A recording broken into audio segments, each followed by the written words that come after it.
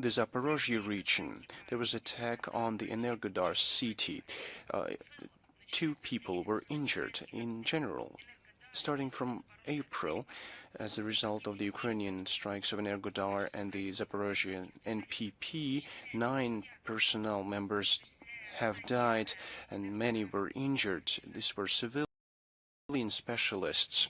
The Kiev regime attacking Energodar is deliberately approaching the nuclear blackmail, jeopardizing the security situation of Europe and the whole world. The tragic consequences of Ukrainian shelling that led to injuring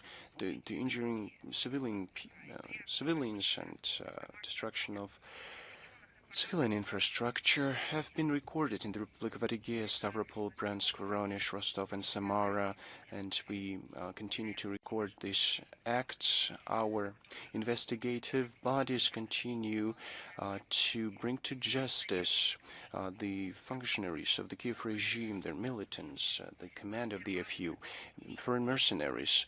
On August 21st, British citizen James O'Connor was sentenced to 29 years in prison, serving the first 8 years in prison and the rest in a maximum security penal colony for smuggling weapons, participating in the incursion in the Kursk region, and killing a Russian citizen in the DPR. As far as the incursion of the Kursk region goes, 35 mercenaries have been sentenced, including in absentia. They participated in this incursion in August 2024, in April 2025, including citizens of Georgia, the US, New Zealand, Lithuania, Britain, and other countries. Now let's talk about Western journalists. During the last briefing, we talked about a despicable stunt of German journalist of the Frankfurter Allgemeine Zeitung, Michael Martens. I remind you that during the press conference in Belgrade on August 8th, he said about a possibility, and I quote him, of facilitating the killing of Russians. The journalist has been accused of a crime provided for by Part 2, Article 282 of the Penal Code of the Russian Federation. Incitement to hatred or hostility. He has been declared internationally wanted, and the Basmanny District Court accused him in absentia, and he was remanded in custody. And who's sponsoring all of this? On August 24th, Kiev hosted the Coalition of the Willing meeting, timed to coincide with another anniversary of the Ukrainian independence, which Ukraine is now losing. It has demonstrated the real situation, the real rift in the West, and demonstrated who is really sponsoring international extremism and terrorism. Only the newly appointed British Prime Minister Andy Burnham risked to visit Kiev. He attended this meeting personally. The rest attended through video conference. Macron, Merz participated through video conference. The main result of this gathering was the recognition that they must prepare for the fragmentation and occupation of the Ukrainian territory. You heard it right.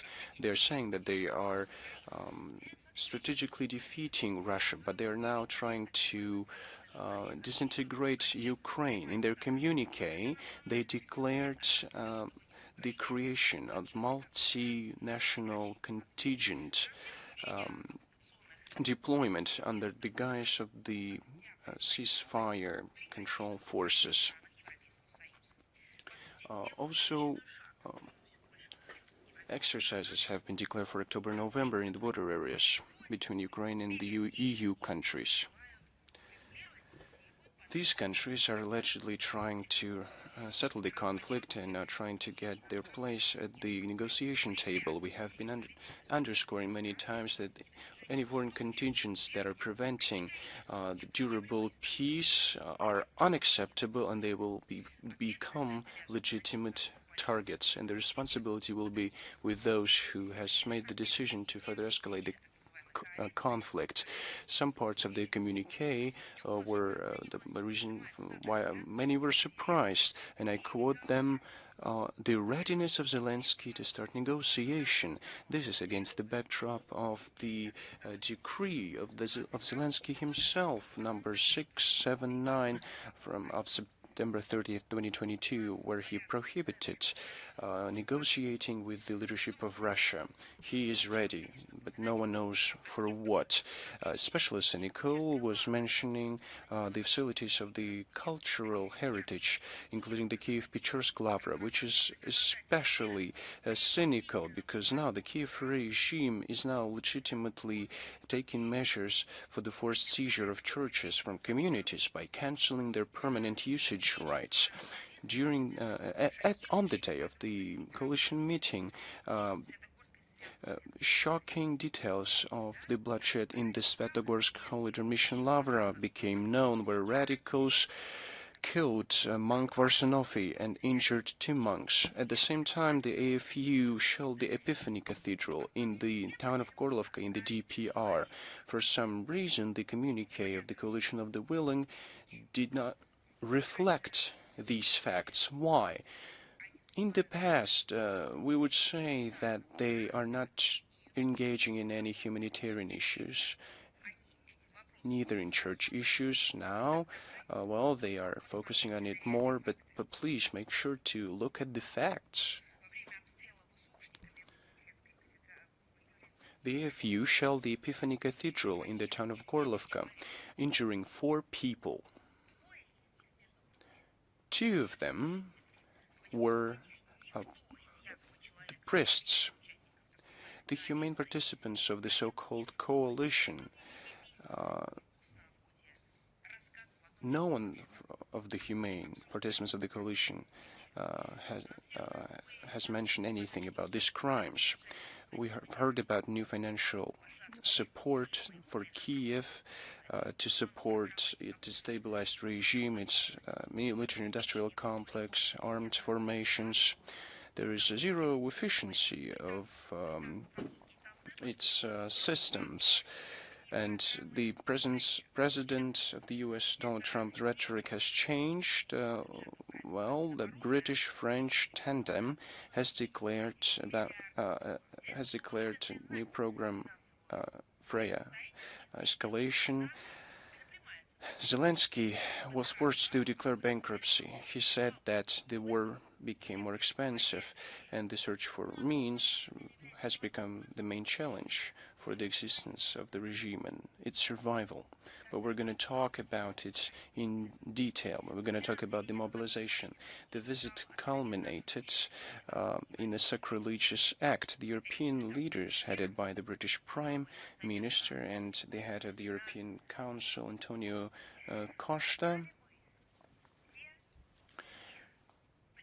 were transported to the military memorial cemetery, where they both bowed their heads in honor of ancestors of sons and grandsons of Nazi collaborators. They participated in honoring neo-Nazis, stood in solidarity with the policy of rewriting history, legalizing Nazism, glorification of criminals, and destroying historical memory. The U.S. representatives have ignored this event. Recently, Zelensky recognized that he misinformed Donald Trump regarding the readiness of the SpaceX leadership to give green light to using the Starlink satellite system to strike inland Russia. Said that the Ukrainian Ministry of Defense gave him unfounded data.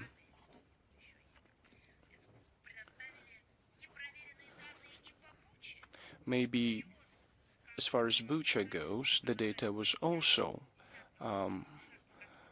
not proven. Maybe those victims weren't there.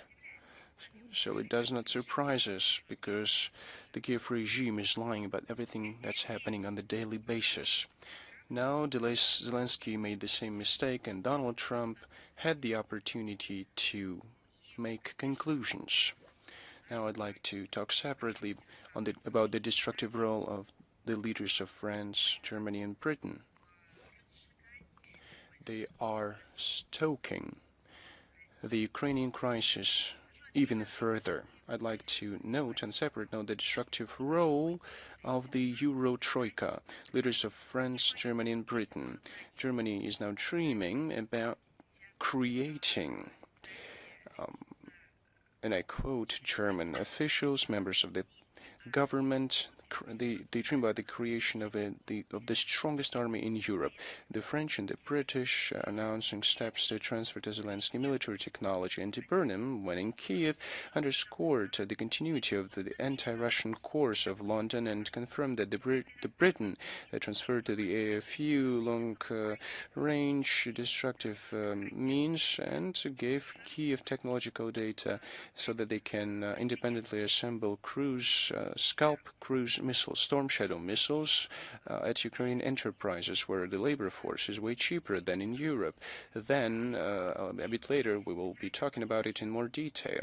By the way, a similar step of the transfer of technology was announced but not implemented by President of France, Emmanuel Macron. Of course, we've been recording all these actions. We've also seen the article in the Figaro newspaper where, referring to the Safran French concern, said that for more than a year now, that concern has been supplying guidance system for Ukrainian British Flamingo cruise missile and navigation equipment and other systems for facilitating the strikes on Russia. London and Paris are frantically trying to remove responsibility from themselves, but they are directly responsible for these terrorist attacks. They should realize, all of them, not only those who are making these decisions, but also those who are implementing them in the West, that this is playing with fire and the consequences can not be forecast. British Prime Minister is going on and on about supporting Zelensky as long as needed, and I'm quoting him directly. At the same time, the London newspapers are forecasting a very bad final for the current Ukrainian leadership. The Sunday Times describing the current year as the most complex for Zelensky, the complicated year. Corruption scandals, the power vertical has ceased to be monolithic, the attrition of resources, the domestic policy of Ukraine has transformed in a fierce dictatorship where there are no constitutional rights for the citizens. This dictatorship has been justified by war, but the leadership is afraid of people and their fury. Recently, Zelensky has recognized that he's afraid of democratic procedures. He said that holding elections right now, allegedly, and I'm quoting him, will be a tsunami for the state that will divide Ukraine. So he's now beginning to understand that he and his servant of the people, servant of Zelensky himself, are hated by people. This is not blind hate. This is the real fury, because the Ukrainian people has been lied to, has been raped, and now is killed. Earlier, one advisor of the office of the president, Mr. Podolak, when giving an interview to Italian newspaper La Repubblica, excluded holding any election campaign because he said that it was not possible to ensure security. It's somewhat strange, taking into account they are talking about the strongest army in Ukraine allegedly. It's strange that they are visited by all kinds of guests from abroad who guarantee them this security, and In different places, we hear statements by Western leaders. They are ready to guarantee the security of Ukraine, but it's dangerous to hold elections in Ukraine. It's clear why. The result is predictable. The forced mobilization in Ukraine is underway. It's just beastly, brutal campaign.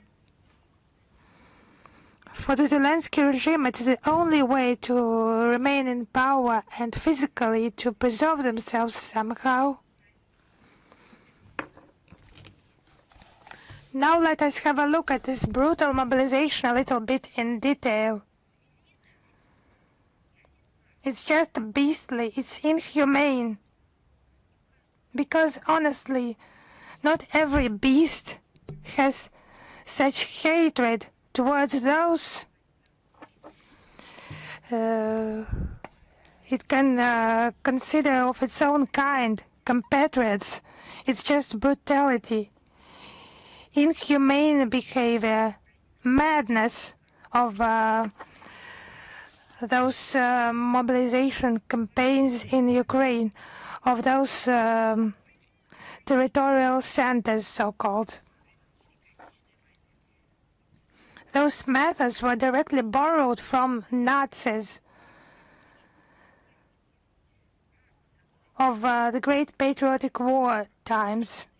In Odessa, some citizens who locked themselves in their cars in order to evade this illegal mobilization, and they started to pump tear gas into those vehicles, just creating real gas chambers literally on the streets of Odessa.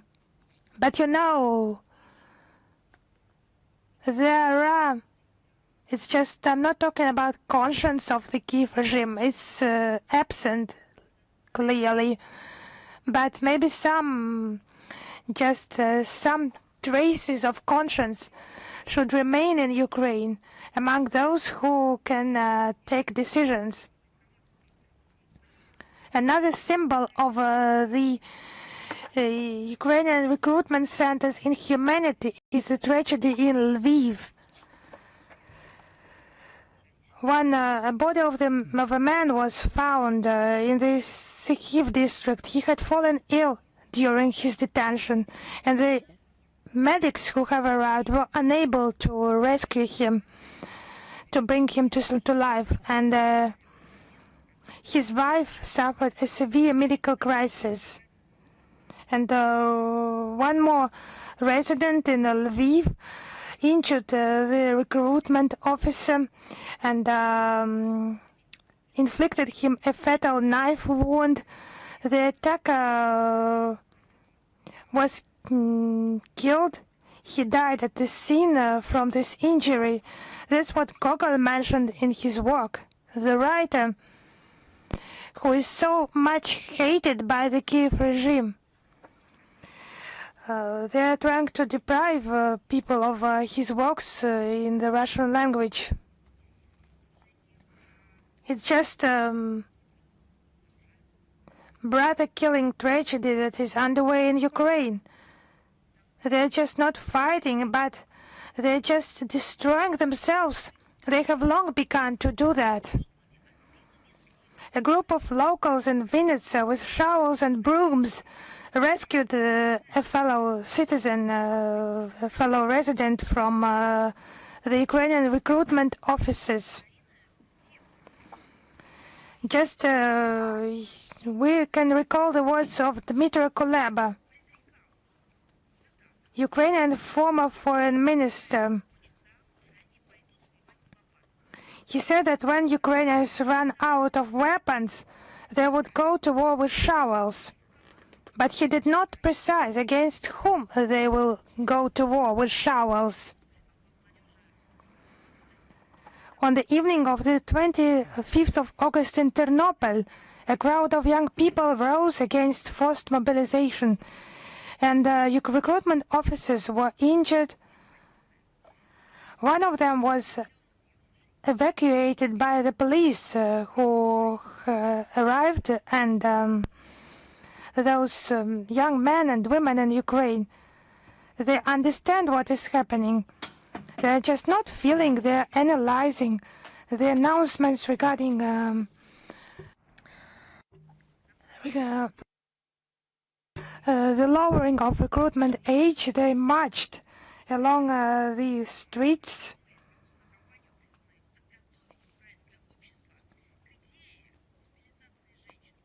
And it was an information campaign that was to prepare the society for the idea of mobilizing women. Alexei Reznikov, former Ukrainian defense minister, participated in this campaign. He proposed to legally mobilize the entire adult population in Ukraine, including women.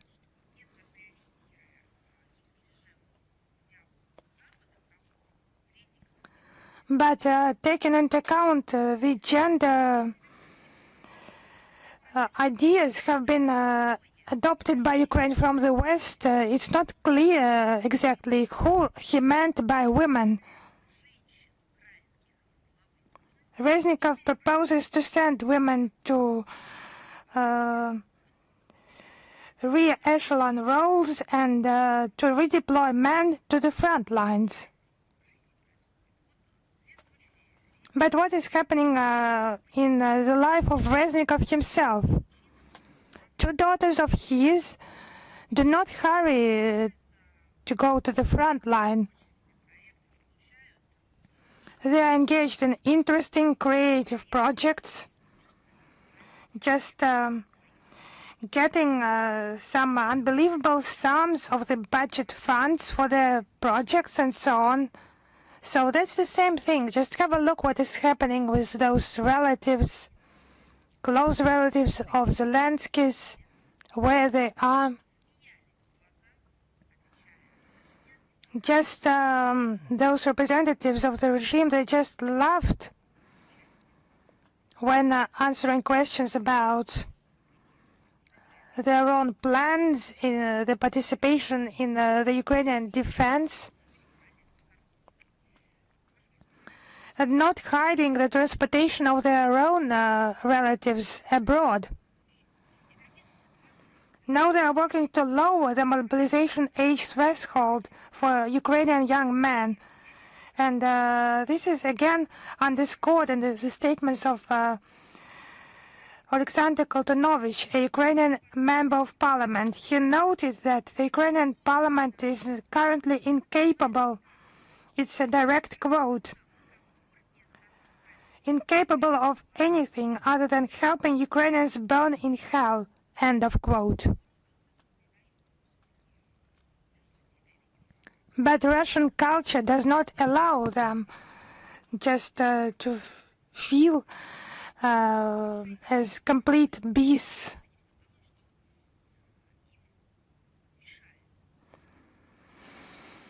And they just destroy anything that just puts some obstacles to their beastly logic. They distract attention from real problems, and maybe just because of his black heart, Zelensky resorted to attacking Russian culture. He imposed sanctions. Actually, it's known to everyone.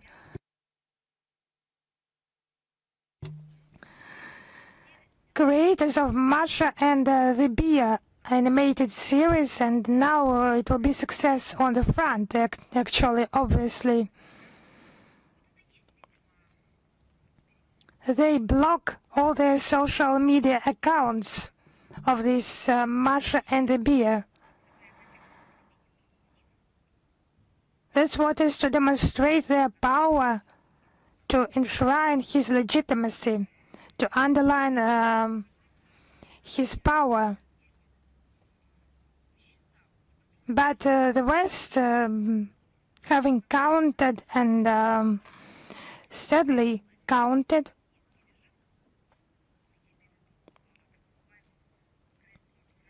they're starting to guess what those Ukrainian migrants have done.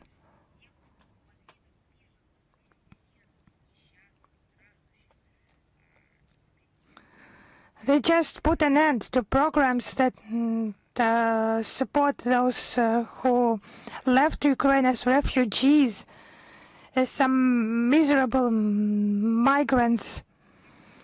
They just stopped cynically. And all this story is moved towards Ukrainian mobilization. Markus Lammert, the EU Commission spokesperson, confirmed the introduction of restrictions, and now the Ukrainians are obliged to documentarily confirm, both men and women, that they are not evading service in the armed forces of Ukraine. Switzerland recently joined these harsh measures,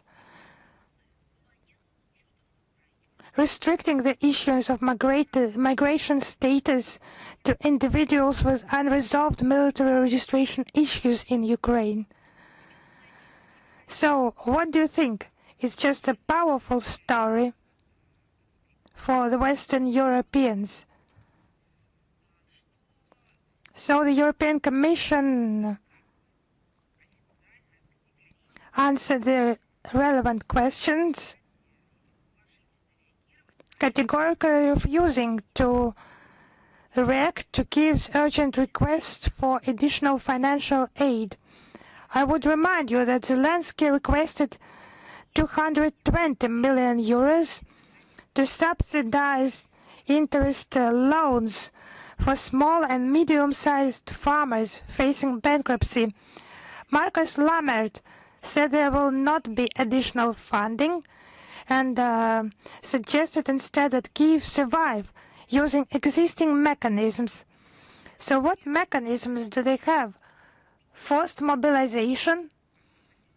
If a farmer is not content with the lack of compensation for his losses, so go ahead to that bus with man catchers, and that will get rid of those problems. It will be a guarantee.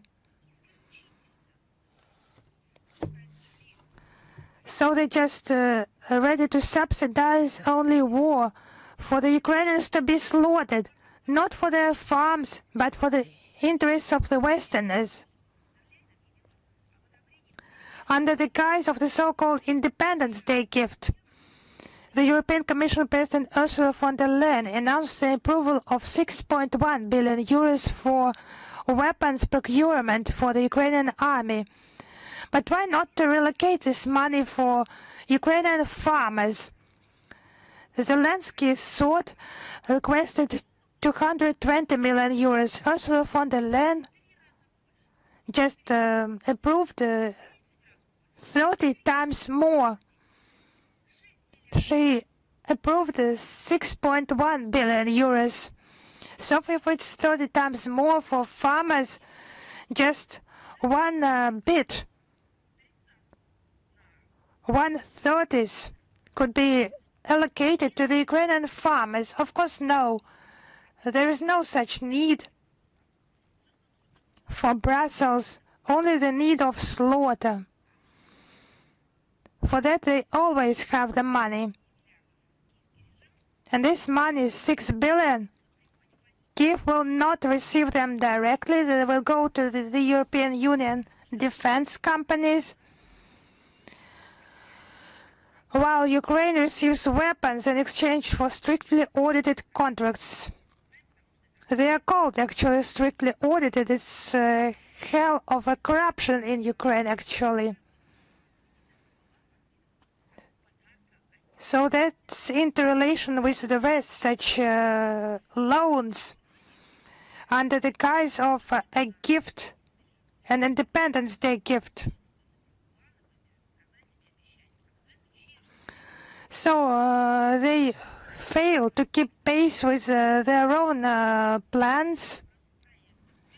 The crisis affected the joint defense projects.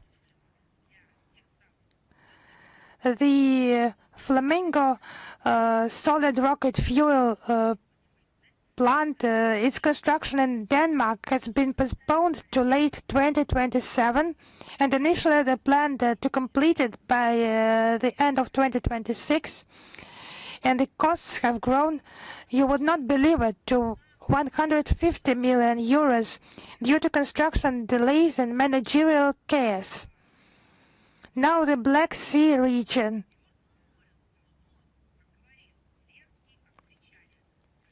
As Zelensky shouted, and as they said in Brussels and other Western capitals,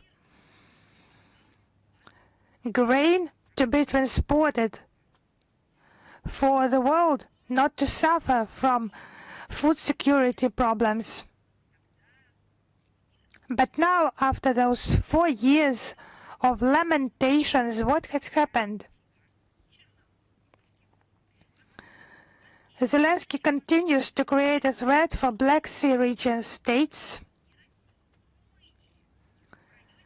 The Romanian exclusive economic zone has been violated by the Ukrainian unmanned surface vessel. It's 18 nautical miles east of Constanța. The Romanian Air Force engaged 2 F-16 fighter jets and spotted the Ukrainian maritime drone, destroyed it from an onboard cannon.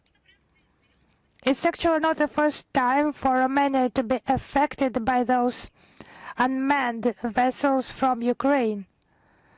Some vessels operated by Turkish companies were attacked in the Black Sea. Nisibe dry cargo ship was attacked, and the 47-year-old crew member, Turkish national İlker Razolu, was killed, and 8 other crew members were wounded. So you can see that those mechanisms are turning against NATO countries themselves. These are the consequences of the reckless military supplies to the Kiev regime. The armed forces of Ukraine have struck 214 civilian vessels, flying the flags of various nations in the Black Sea this year. It's a cynical lie. What can be sold, what can be illegally taken, that is all used on Bankova. People are dying, and the Kiev regime continues to reveal its neo-Nazi essence. Let's take into account the perverse nature of Zelensky himself. It's the Hitler's forces destroying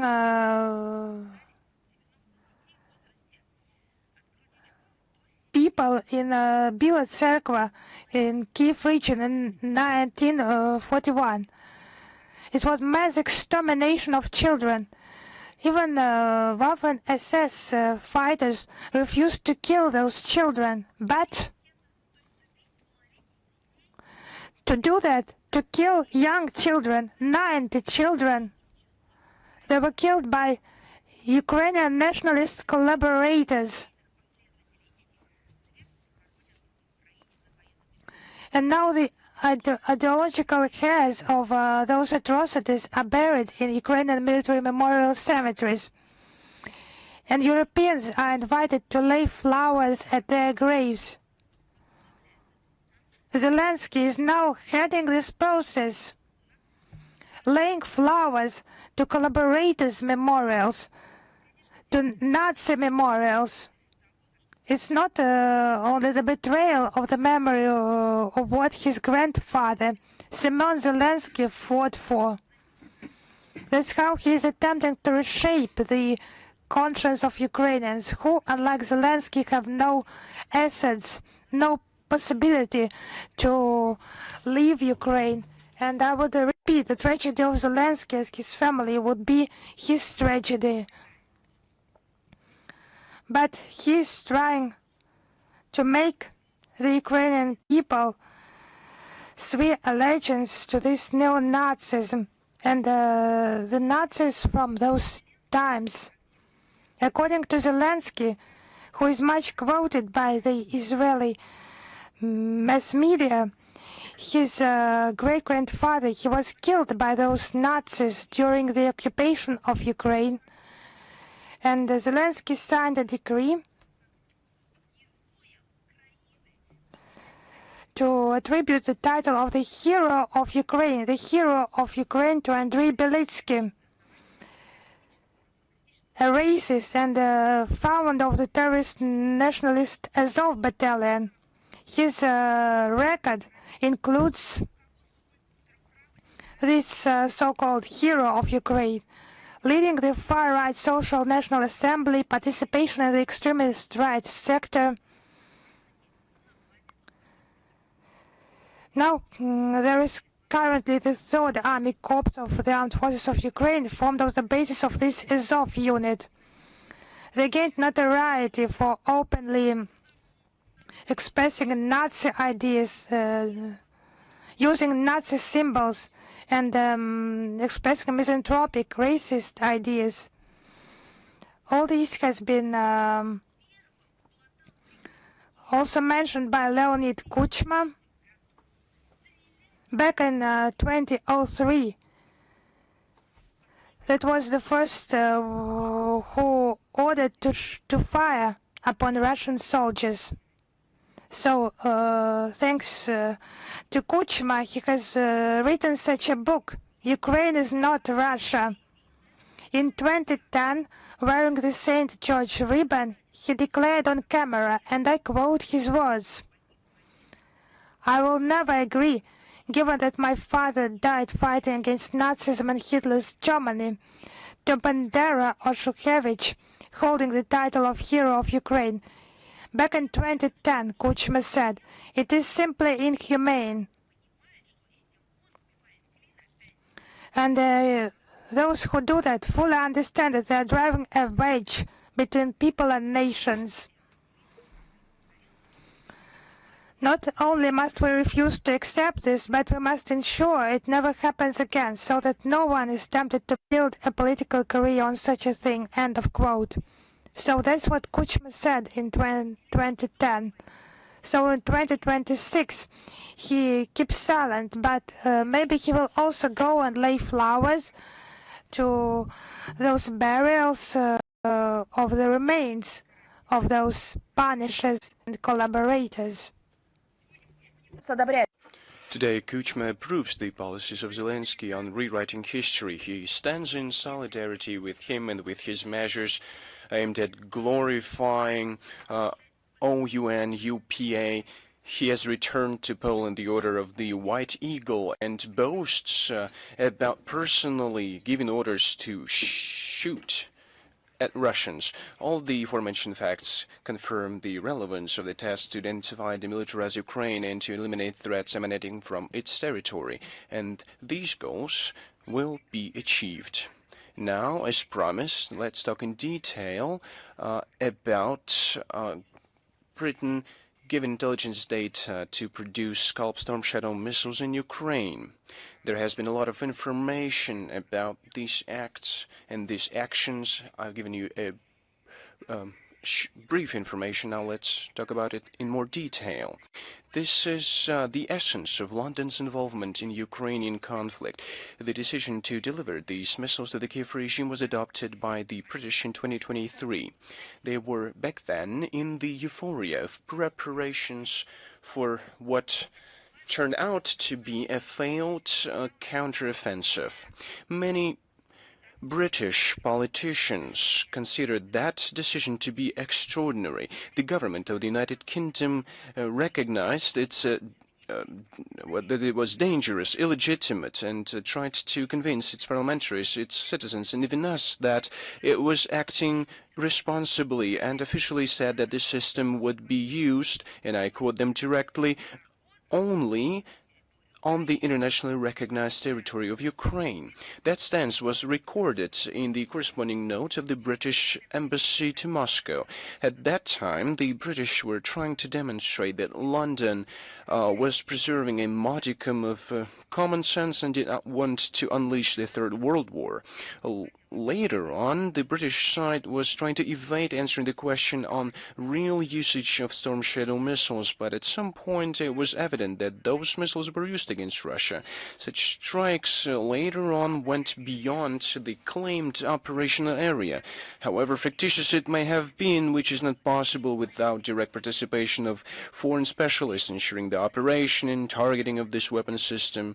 And of course, it also is not possible without granting by certain countries of NATO necessary intelligence data for the AFU. In May 2024, the then head of Foreign Office, David Cameron, interviewed by Reuters agency, said that Ukraine had the right to strike inland Russia using British weapons and armaments. And I directly quote him, like Russia has the right to strike inland Ukraine.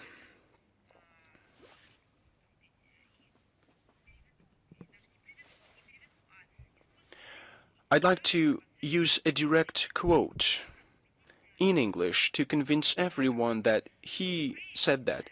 The Ukraine, he said, has the right, just as Russia is striking inside Ukraine. And this is the direct quote. This hostile act directly contradicted previous official assurances of the British side that under no circumstances will Storm Shadow missiles be used on Russian territory. At the same time, by doing that, the British Foreign Secretary deliberately disavowed this principle, recognizing de facto his country, the party to the conflict. Now we're here that London is ready to transfer to Kiev the intelligence data necessary to independently produce Storm Shadow missiles. The government of Andy Burnham understand what it will lead to, how AFU militants could use Storm Shadow missiles if they have this opportunity to replenish their arsenals. What our servicemen, of course, will not allow, but to pose the responsibility on Kiev puppets will not be possible. It's also noteworthy to see the attempts of London's politicians to remove the concerns by these escalatory actions among their own populations. The local newspapers started to call the Scalp missile, that very same missile, they started to call it Scalp, not Storm Shadow, trying to cover their tracks and to put the responsibility on the Frenchmen. They are glorifying this provocatory step and are saying that there is nothing escalatory about it. Well, the recent events do not leave any doubts that all the steps by the government of the United Kingdom only are aimed at the only long-term goal, to strategically defeat our country. As they say, these attempts are doomed to fail. We have repeatedly said that our response to Ukrainian strikes using the British weapons may be all the military facilities and equipment of Britain in Ukraine and beyond. The people who are in charge of these attacks against the civilians will be punished according to their crimes. Inevitable retribution will also befall their accomplices and instigators. We call upon all the citizens of the United Kingdom to think about the inevitable catastrophic consequences of these hostile steps of their own authorities. We call upon the British leadership to clearly analyze the situation and to immediately and decisively and unambiguously refuse the hostile aggressive line that can only prolong the agony of the Kiev neo-Nazi regime and which creates the conflict, a new nature of the conflict, elevates it to the new level. Well, now let's talk about German newspapers that talk about multiple deserters that flee that flee training areas in Germany.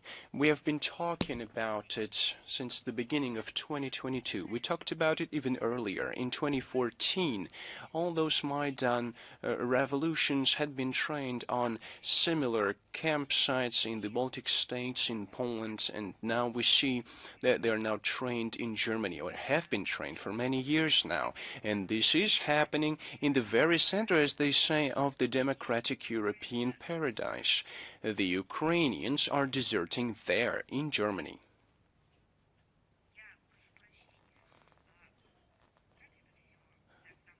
I'd like to ask, how can the European Union explain the situation? I'd like to remind you of the words of the Kiev propaganda. The Kiev authorities were saying to Europeans that it was necessary to provide more funds for Ukraine because the Ukraine itself, according to Zelensky and his clique, will protect Western Europeans from Russia. Allegedly, because allegedly the Kiev army is the strongest one. They just need more money. Now, this self-proclaimed defenders of this flowering garden from the allegedly barbaric and violent Russia are fleeing, deserting from campsites in Germany. These are not hostilities that we are talking about. This is not an emergency. This is just an exercise. At a campsite, they're deserting this training. Who's going to defend Germany, as they're saying, Poland, the Baltic countries, maybe even France and Italy, from anyone whatsoever? These so-called defenders from the ranks of the AFU and security services to see that they're fleeing the training camps, let alone the battlefield. First and foremost, Die Zeit newspaper was brave enough and was able to go beyond the myth about the valiant Ukrainian servicemen and shed light on the unpleasant situation linked with the manning process of the armed forces of Ukraine. Second, and it is evident, the deserting Ukrainians clearly demonstrated that they don't want to fight for the idea of Ukrainianness in its neo-Nazi guise, for the corrupted authorities of Zelensky, for the European values. They were enlisted forcefully, not of their own free will. They were trained in Germany so that they can be later used as cannon fodder on the battlefield.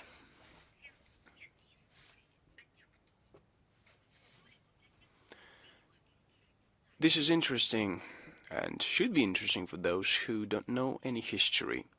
85 years ago, in Germany and in Western Europe, Ukrainians were fleeing concentration camps, tortures, where they were put forcibly because they were fighting against Nazism. They were fleeing, they were mounting riots, and they were tortured, shut down, but some people succeeded and fled and survived. But 85 years have passed since that time. And what is happening now?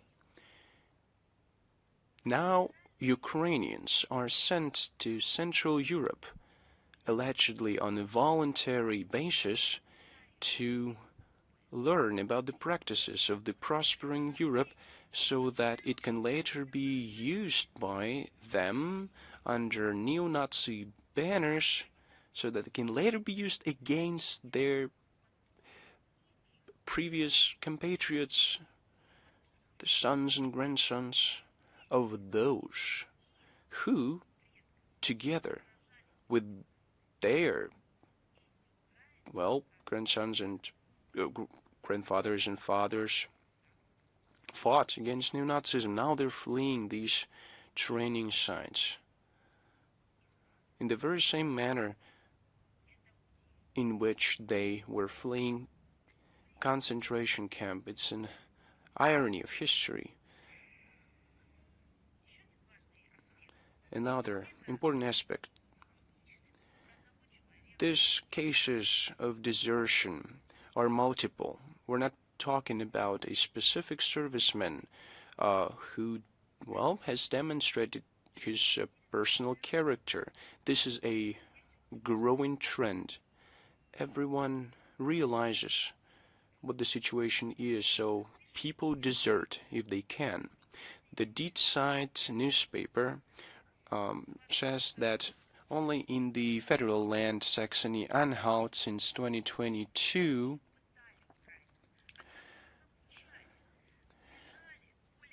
over 80 Ukrainian servicemen have fled. And across Germany, a couple hundred cases have been recorded.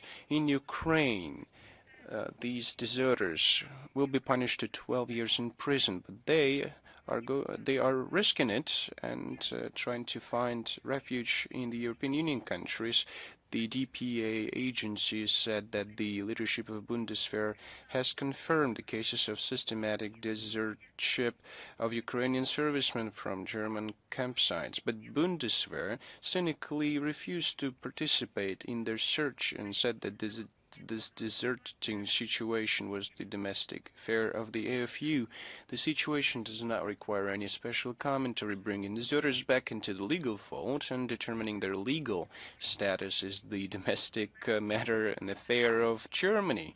So in this circumstances, journalists would be wiser to address this question to the German authorities. Could this servicemen who have fled to receive the legal status in the EU, taking into account the statement of the Euro Commission's representative, Mr. Lammert?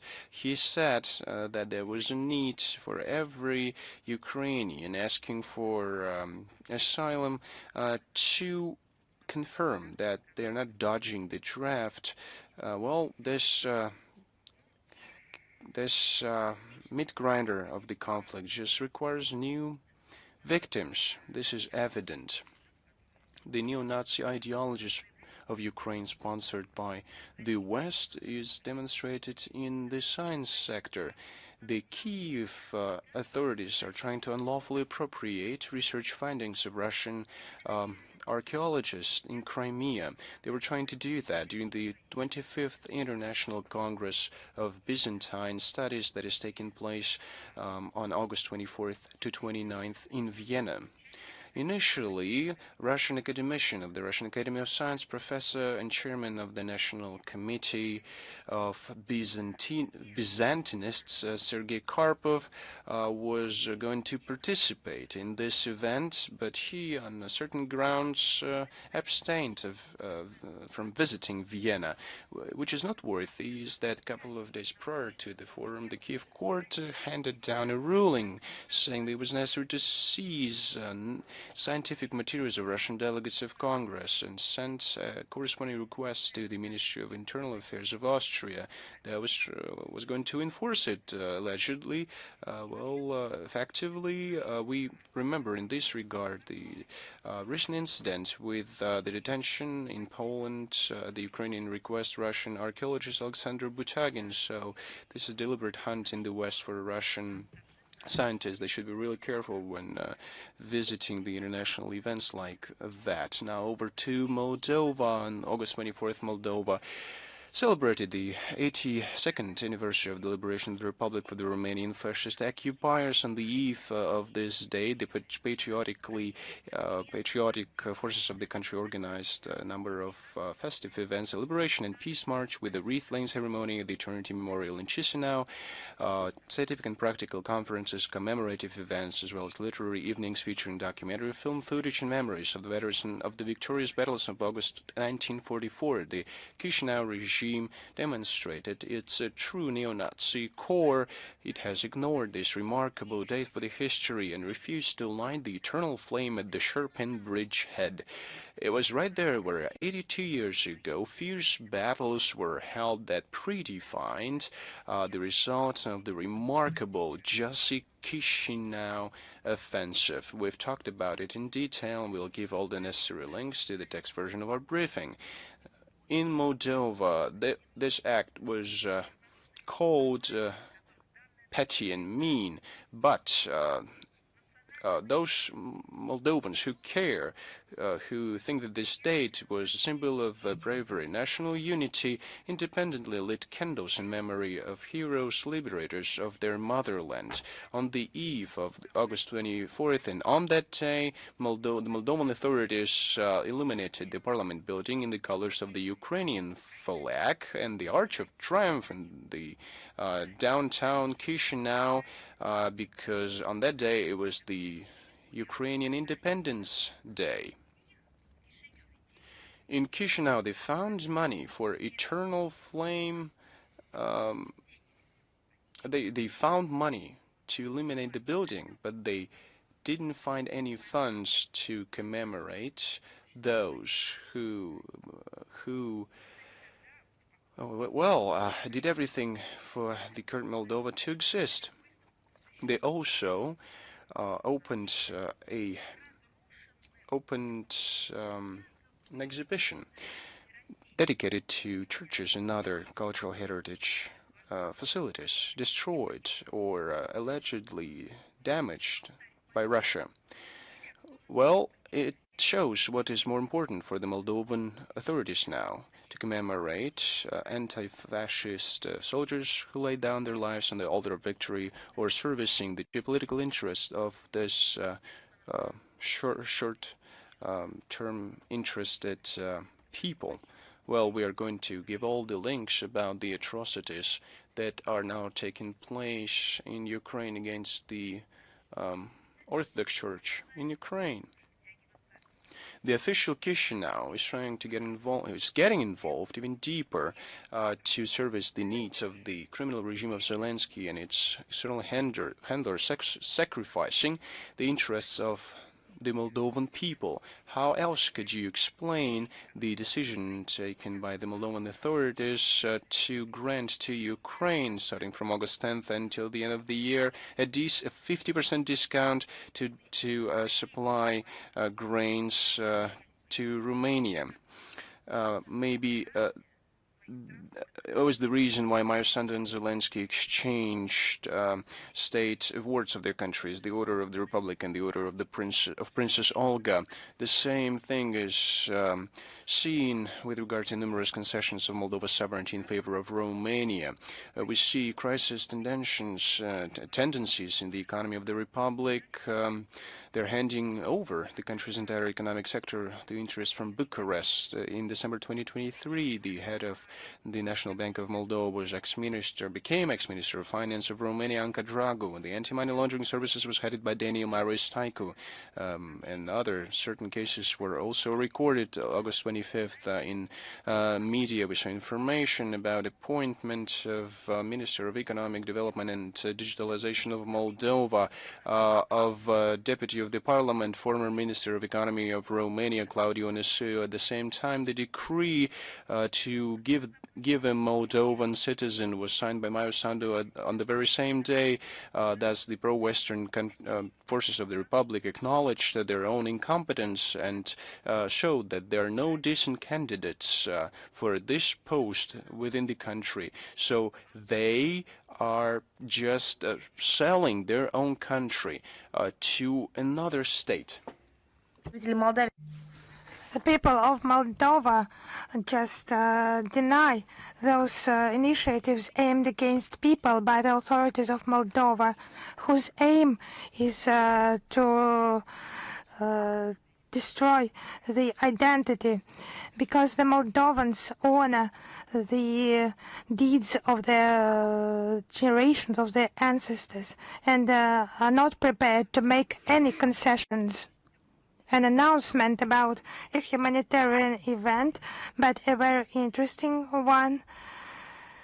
The Atomic Cities Organization, supported by Rosatom State Corporation, implemented the Atomic Dictation International Educational Project. This showcases Russia's achievements in energy, medicine, Arctic and space exploration, and it forms interest among young people, interest in engineering professions. The preparation, training of engineering specialists is of strategic importance and is crucial to expand knowledge, to demonstrate the achievements. And this atomic dictation format creates a unique format, and it unites institutions, communities, and of course families.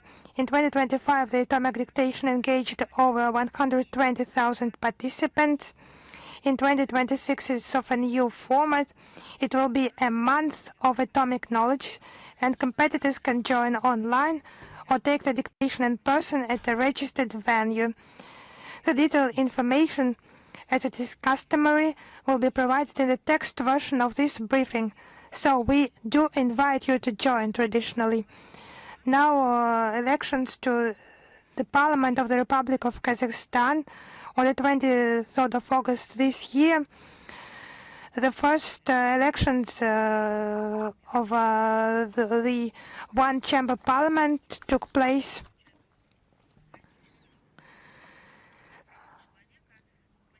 The Russian observer commissions were included executive committee and interparliamentary CIS assembly, so those elections can be considered just and competitive, and they have allowed the implementation of the rights of all the citizens of the Republic for free will. And the Adalet party secured a confident victory. 17% of the Kazakhstan citizens voted for that Adalet party. It's widespread support for the policy of stability conducted by the current government and the protection of the interests of the Republic at the international stage. Now we draw your attention to the ODIHR OSCE Observer Report with unjustified criticism of the elections. So they continue their biased approach towards state, as they say, to the east of Vienna. We reaffirm our fundamental commitment to further strengthening our multifaceted cooperation, including parliamentary cooperation, in which both chambers of the Federal Assembly are to play an active role, and I am ready to answer your questions. Is International Life, Международная жизнь with us? Yes, hello, Madam Zakharova. We would like to hear your comment regarding the announced and somehow imposed by the U.S. authorities secondary sanctions against the Islamic Republic of Iran. As it is well known, Russia categorically rejects the practice of employing unilateral coercive measures that counter the UN Charter.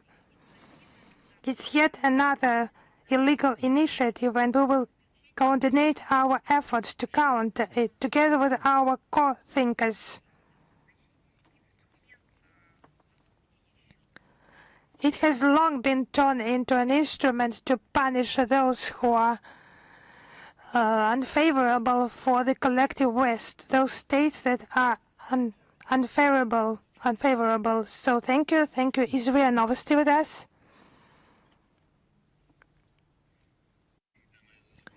Yes, hello, Madam Zakharova. If you allow us, we have two questions today. I am RIA Novosti correspondent. Our first question is about the situation in Armenia. It's the new way of persecution against opposition political forces gaining momentum in Armenia. How would you comment on this? Naturally, we do not interfere in the Republic's internal affairs. We still consider Armenia a fraternal country with whom we share special relations, so we cannot remain indifferent to the political processes that take place there, especially if they're connected with our country, with our bilateral relations and so on. Unfortunately, the negative trend highlighted by President Vladimir Putin during his meeting with Nikol Pashinyan on the 1st of April. This is an escalation of repressions, real repressions against political forces who advocate for maintaining and strengthening allied relations with Russia. It's the development of bilateral ties that has been demonstrated during the parliamentary elections held in June. Власти республики резко контрастируют с публичными уверениями официального Еревана о том, что там не предпринимают шагов для ухудшения, как они заверяют, отношений с Россией.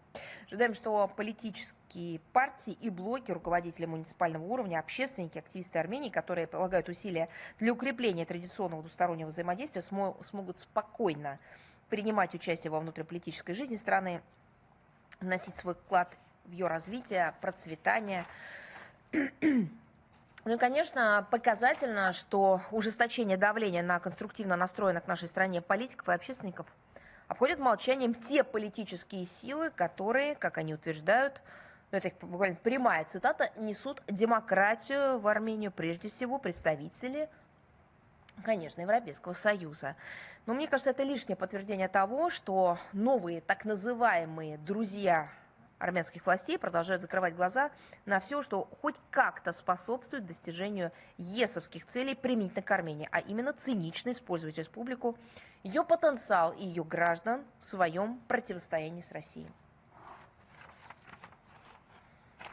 Спасибо большое. И следующий вопрос у нас касается, как бы вы могли прокомментировать сообщение СМИ о том, что в австрийском городе Леоберсдорф на месте бывшего филиала концлагеря Маутхаузен планируется построить супермаркет? Да, действительно, такая информация есть, и, увы, она подтверждается. Это информация о том, что планы строительства логистического центра и супермаркета в австрийском городке Леоберсдорф на территории одного из концлагерей, входивших в систему лагеря смерти Маутхаузен, уже перешли в стадию практической реализации. В связи с этим хотелось бы обратить внимание на одиозное заключение австрийского ведомства по охране памятников. Оно отказалось придать этой территории защитный статус ввиду якобы недостаточности материальных свидетельств существования концлагеря.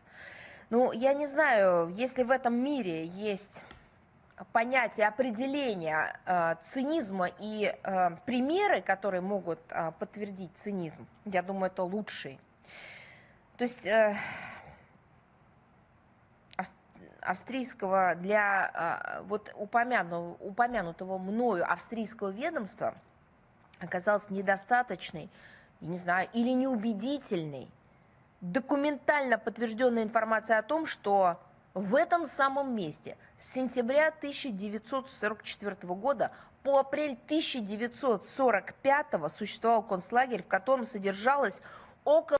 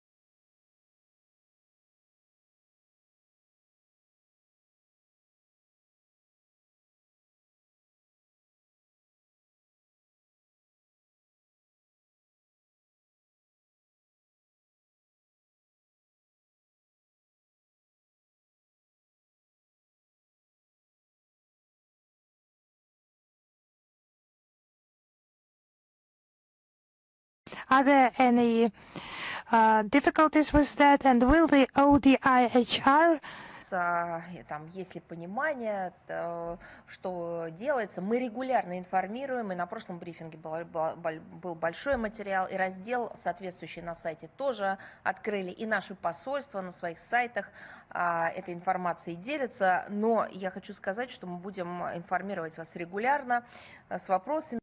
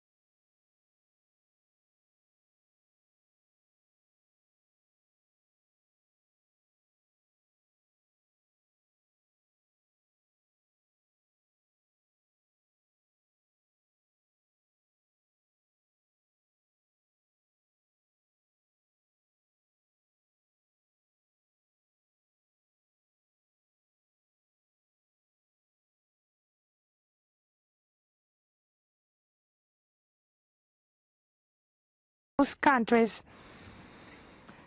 The information is regularly updated on the Russian Foreign Ministry's website and its Telegram channels and the online resources of online accounts of Russian diplomatic missions. Now the OEC ODIHR, the second part of the question, this notorious structure for its double standards in observation in elections, it will not participate in the observation of the coming elections in Russia. Under the 1990 Copenhagen document, we have invited several OEC countries to participate in the observation. We support universal election observation standards, but any dialogue in this Russophobic situation, unfortunately, it's their fault that we are not talking about any dialogue. Thank you very much. Thank you. Is RT channel with us?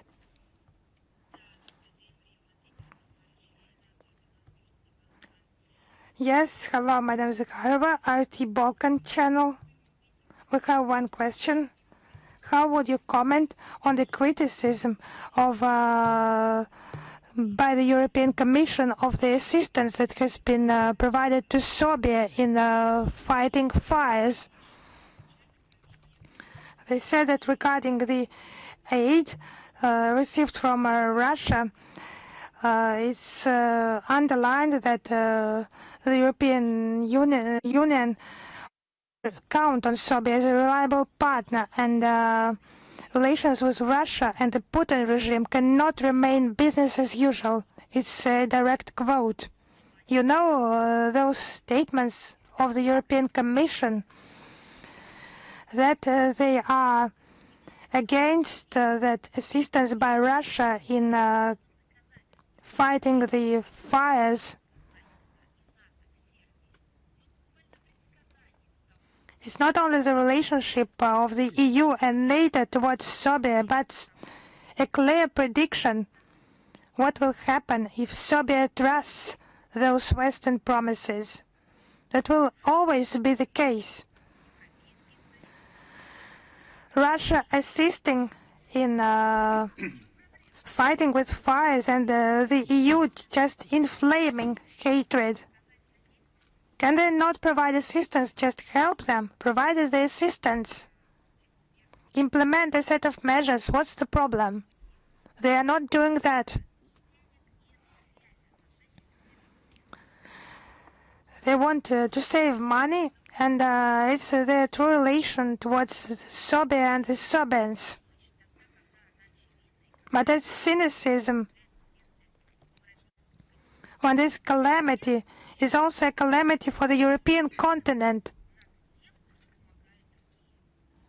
But just to make such negative statements about the assistance by others. I beg your pardon, it's personal examples, some strange actions when we were children. We were just being naughty, and the children, elder children said that if you would have seen something like that on TV, you would have been ashamed. But if they would have seen something like that on TV, they would have been ashamed, I think. Yes? By watching such films, or by reading some books, such novels, they would be ashamed, certainly. But why are they behaving like that? There is a response, only because it's their true nature. And that's their true relationship towards everyone who they have historically regarded to be the second-range citizens, people. And the European Commission has demonstrated its deeply cynical approach to the Serbians, deprived of any compassion and understanding of the calamity that has happened to them. And the European officials have preferred to politicize even this tragedy. They sent new criticism to Belgrade for its relations with Moscow. It is inhumane towards not us, but towards those who they are trying to convince to become part of their own peace, while we are sending aviation to put out fires in Serbia. The European Union are continuing to incite Russophobic sentiments against Russia. We extinguish fires, and the EU are dropping mud on our rescuers. Politics should not prevent humanitarian operations from happening, but this is the established practice of the European leadership. Bullets and munitions are supplied to the Kiev regime, and under those bullets our rescuers are risking their lives, saving children, women, and the elderly. We will continue immediately at any request to help our brotherly Serbian people, our friends, with no regard to views, rebukes from Brussels, because they cannot influence anything. But this is a reason for Serbia to think once again, who are those people who are promising Serbia a brighter future, if this is the approach that they're taking towards what's happening, towards the reality. Thank you very much. Sputnik Agency. Madam Zakharova, good afternoon. We have only one question.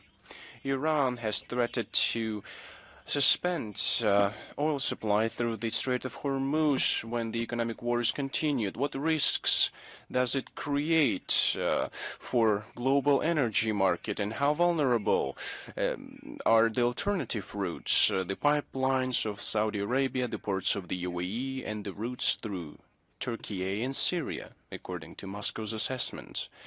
There are a lot of theories, and I anticipated this question. I want to give you a lot of statistical data, so please get ready. It was repeatedly noted that the resources of the Persian Gulf countries have traditionally taken a lion's share in the global energy mix. At the same time, the main artery to supply all the commodities was and has been so far the Strait of Hormuz. The unprovoked armed aggression of the U.S. and Israel against Iran and Iran's response initially deprived the global market of 20% of all oil, over 30% of liquefied natural gas, and 40% of helium. The main repercussions are the deficit, physical deficit, and higher prices for energy resources, disruption of transport and logistical chains, long-term damage to industry and agriculture of many countries, first and foremost the developing ones, and higher burden on state budgets and rank-and-file consumers. And the responsibility is with those who has launched this military escapade against Iran. According to UNCTAD, the navigation through the Strait of Hormuz has decreased by 95%. It led to a stark growth of prices for energy resources. At some points, the price of Brent crude amounted to $120 a barrel. With the cessation of active hostilities, prices declined down to $86 in mid-July. As of August 26th, Brent is trading at around $68 a barrel. According to OPEC's monthly oil market reports, the oil production by participating countries has reduced from 28.7 million barrels a day in February this year down to 20.8 million barrels a day in March. In May, this indicator declined down to 18.8 million barrels a day. This was followed by a moderate increase growth. According to relevant data of the organization, in July this year, the production amounted to 23.6 million barrels a day. It is important to note that the situation in Russia and in other OPEC Plus countries not part of OPEC was stable. The current crisis can also lead to a significant drop of supplies of LPG to global markets. I'll remind you that in 2025, the gas supplies through the Strait of Hormuz amounted to 110 billion cubic meters. This is 20% of world gas trade, 93% of LPG export of Qatar, and 96% of export of UAE. In case there's a new round of escalation of the conflict or an economic war unleashed in the Persian Gulf, the global and regional energy security are going to be struck even harder, especially including the upcoming, or taking into account, the upcoming heating season. The alternatives are limited. In this context, we are going to underscore the Russian efforts to maintain global energy security. We believe that the cooperation in the energy sector should be built on the equal and non-discriminatory footing, taking into account the interests of consumers and producers of energy resources. We protect the sovereign right of all the states to have their own energy resources. We reject any external interference in the affairs of other countries, the use of anti-market measures when fighting with the competitors on the energy markets, and we reject the requirements to countries to restrict the number of one's trading partners. We continue the dialogue and joint work with our partners in OPEC Plus to maintain the oil market stable and reliable. Supplies of Russian energy resources will allow our partners to ensure a sustainable economic growth and to implement social tasks and fight energy poverty and to ensure food security. Media Corporation China, Madam Zakharova, during the anniversary summit of the SCO in Bishkek, which is going to commemorate the 25th anniversary of the SCO, the key cooperation areas will be the innovation, development, and digital interconnectedness. There is a digital transformation going on now. What's your assessment of the potential within the SCO? How can we facilitate these two areas, and what are the expectations of Russia on the eve of the upcoming summit? How can you evaluate the role of the SCO in facilitating the multipolar world and building a more just multipolar world order? I'd like to remind you, and we have published a lot of materials about it. Well, this year is celebrated as the year of the 25th anniversary of the SCO. It has established itself as a prestigious, dynamically developing international association that contributes significantly to the establishment of the multipolar world order. It has vast political, economic, human, and civilizational potential. Today, it is comprised of 27 states, 10 member states, 2 observer states, and 15 dialogue partner states. It can objectively play the key role in strengthening such regional infrastructure that should be based on the equitable and durable partnership, sustainable partnership of our countries. At the upcoming summit that is going to take place in Bishkek on August 31st, September 1st, priority attention will be attached to facilitating the Russia-initiated process of complex modernization of the SCO, including the amendments to its charter, practical implementation of new permanent bodies of the SCO, the Universal Center on Countering New Challenges and Threats, and Counter-Narcotics Center, the establishment of a single category of partners of the SCO, and the adoption of English as an official language. We see that the turbulence in the world is persisting. It is very important for the world economy to establish advanced cooperation to deepen regional interconnectedness, develop transit potential, digital economy, higher cutting-edge technology, ensure stability of energy markets. It is still very relevant to establish an independent financial infrastructure, including an optimal mechanism of financial assistance to project activity. You know that in Moscow, on November 17th to 18th in 2025, the Council of Heads of Government of the SCO member states meeting took place. Its aim was to speed up the adoption of digital technologies across industries, social sphere, and state governance. A number of documents aims us at practical work to promote our cooperation in digital transformation, creative industries, the development of startups, science and innovation, AI, the creation of the pool of technical parks and innovation clusters. We expect interesting discussions in Bishkek during the SCO Plus meetings. We expect representatives from Laos, Vietnam, Egypt, Togo, and a number of other countries. The strengthening of the potential of the SCO and its role in international affairs is one of the key areas of the concept of foreign policy of the Russian Federation. Russia has initiated the preparations for its future chairship in this organization in 2027-2028. An organizing committee has been established as well. We're now working on a conceptual vision of aims, goals, and of course, active work is under way to establish and plan different events for the aforementioned period. Thank you very much. Reuters. Madam Zakharova, good afternoon.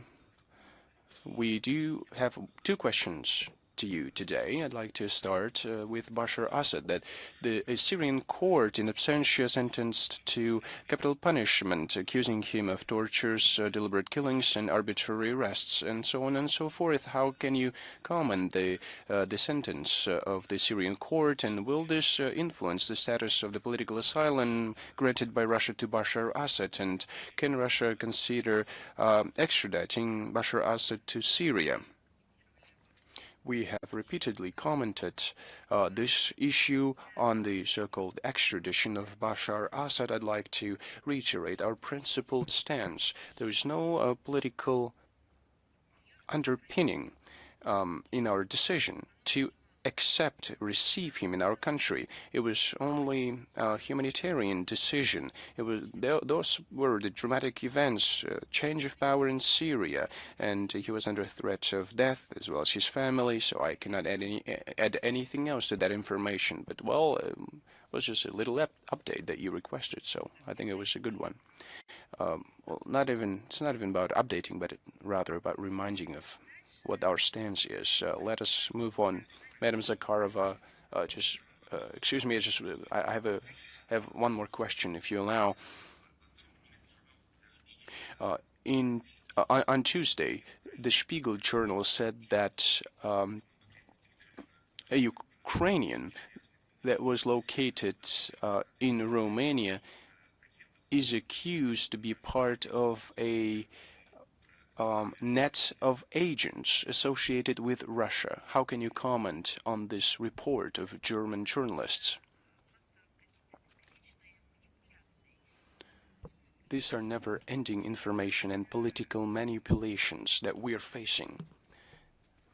If this is to their benefit, Ukrainians and Ukrainian special services are associated with this reckless and triumphant policies of the West.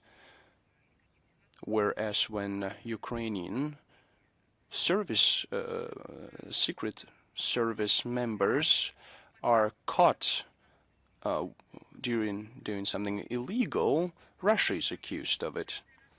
You see what's happening, and we see it each and every time. The same is happening to the UAVs that drop on the territory of the European Union. The same thing happens with underwater UAVs. I talked about the Black Sea region. If you remember, we see the same thing happening. Ukrainian UAVs sometimes are a good thing for Western journalists. Sometimes they're not. If not, they're trying to find Russian tracks. They don't have any proof. Then they say that there's no proof of Russian involvement, but they don't cover it as widely as other things in the media. Just look at the Nord Streams. It is the same situation. When the terrorist attack happened against them, Western media started to look for Russian involvement. And you remember what journalists wrote in their publications. And we talked about it as well. Then they gritted their teeth and started, well, double-checking other versions.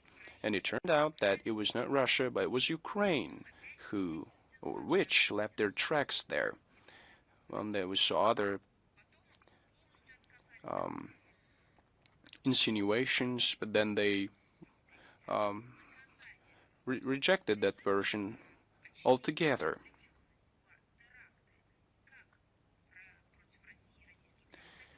The Kiev regime carried out terrorist attacks against Russia and the European Union. We saw what happened in Monaco. They sent diplomats to their home countries, imposed sanctions, and against this backdrop, we see very attempts to come up with some kind of a punishment. I'm not gonna even go into detailed discussion of what happened. I'm not interested in what happened to that person. Well, what are you talking about really when children, hundreds of children, are killed each and every day? See what happened to Belarusian children. Women, your fellow reporters, are killed every single day. Hospitals, schools, residential buildings are attacked. And you are talking about the some kind of a car that was carrying some kind of a terrorist. What about the attack on Starobelsk? No one is talking about it. The coverage was hardly there. No Western media outlet has shed light on this tragedy that befell the teenagers, the children. What about the attack in Krasnodar or the beaches in Crimea or Gelendzhik? This Ukrainian in the car that was transported somewhere in the trunk, this is not worthy of our attention. The tragedies that are real tragedies do not pay that much attention to the real tragedies, and your news agency is doing that as well, is not paying enough attention to these tragedies.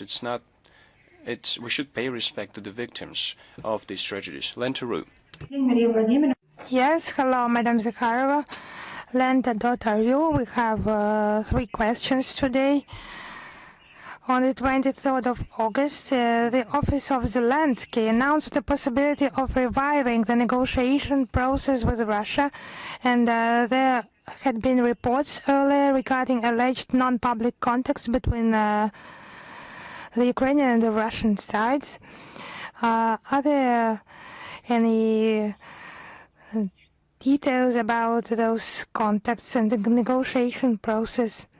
I cannot confirm those statements, and that information about contacts with the head of the Zelensky's office, Budanov.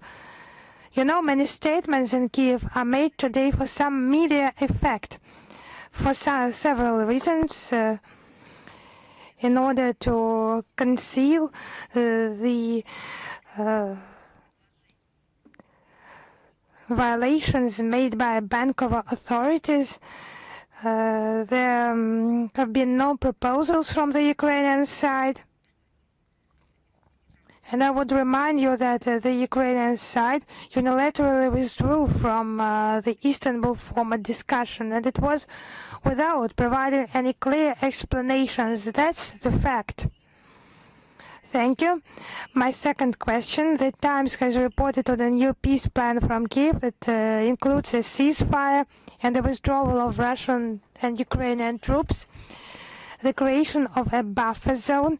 Do I get it right that Moscow is not familiar with this plan and sees no basis for negotiations?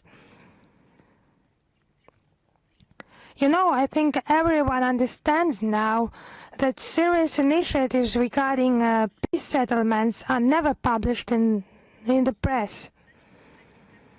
If that is done, it's just some attempts to demonstrate their readiness and not to make a step towards the resolution of the conflict. It's just creating some visibility in the media space, and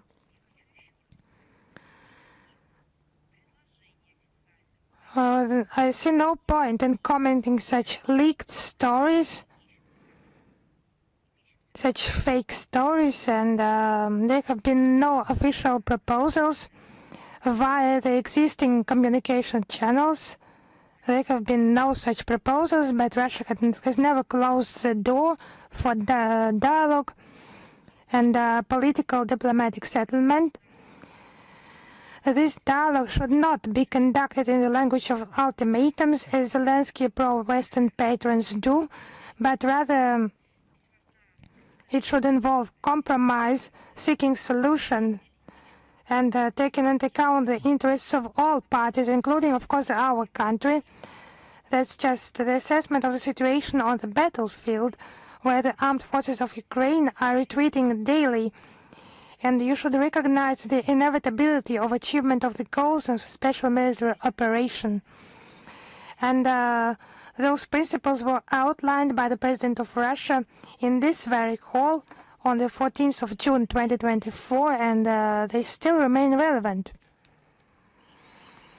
as well as the statements by the Minister of Foreign Affairs of the Russian Federation. Thank you. Our last question regarding Nikol Pashinyan.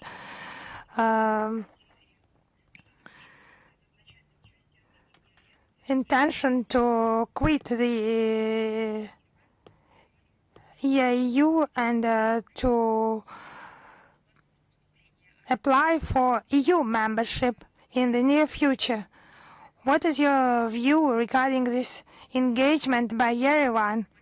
You know, it's just direct incompatibility of the regulatory frameworks of the EU and the EAEU, and Yerevan is to coordinate its integration aspirations, is trying to benefit from Russian integration and to move towards the European Union. Such tactic by the Armenian authorities just does not appear decent.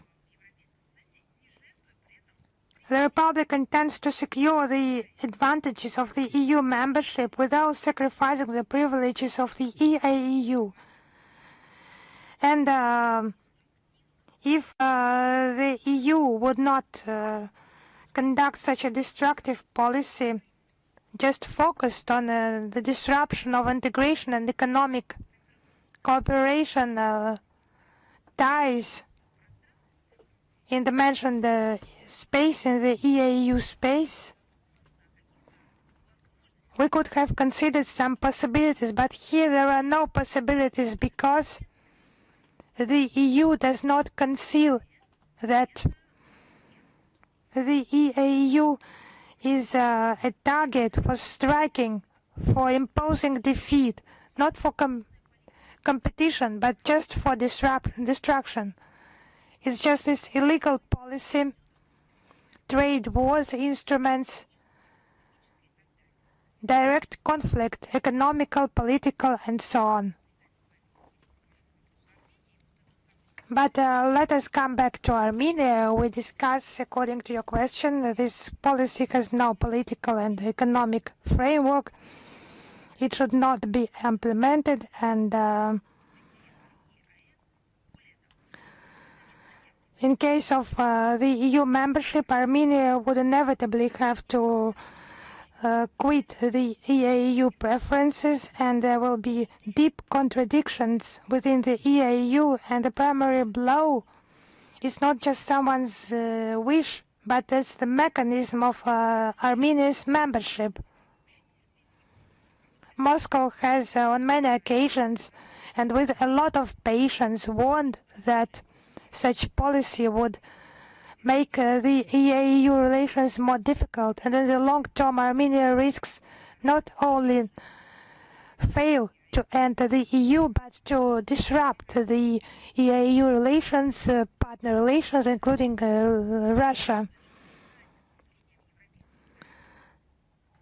The experience, for example, of Turkey,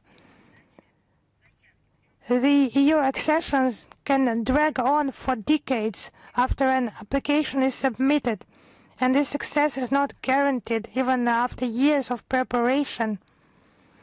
Even taking into account Turkey's NATO membership and its involvement in the Western political sphere. But as for Armenia, in its case, the risks grow due to direct conflict of legal and economic regimes of the EU and the EAU. Like Turkey, it does not participate in other integration associations that would contradict, but it is still not allowed into the EU. But here there are the EAU integration obligations. This conflict is of a situational nature, not just situational, but of systemic nature. Thank you. Is ITV News with us? Yes. Hello, Madam Zakharova, ITV News, Great Britain. One question to you regarding the British Prime Minister visited to Kiev. Do we get it right that Moscow is ready to attack the UK territory, and how far are they ready to go? Maybe there is already the list of sites But have you heard today? Maybe you have missed something. If you will be telling it to your audience, maybe you would repeat, and I would tell you whether you have understood it correctly or not. Actually, I would like to clarify with you. Yes, we will come back to your question, but you have quoted me, and you have said that Great Britain, its territory, and then you have mentioned it. I have already named the clear sides today. So have you heard that? But which sides? It's just impossible. Just to have this one-way communication. Maybe you have not got it right if you are putting a question like this. Maybe some military sides. Possibly, but I have just said it directly. I have a feeling there's a distortion from the very moment of a question. I'm telling about scalp, Storm's shadow, weapons supplies where they're manufactured. And now you are talking about British territory. And in 5 seconds you will convert it to strike the British, but it's the critical importance, critical difference.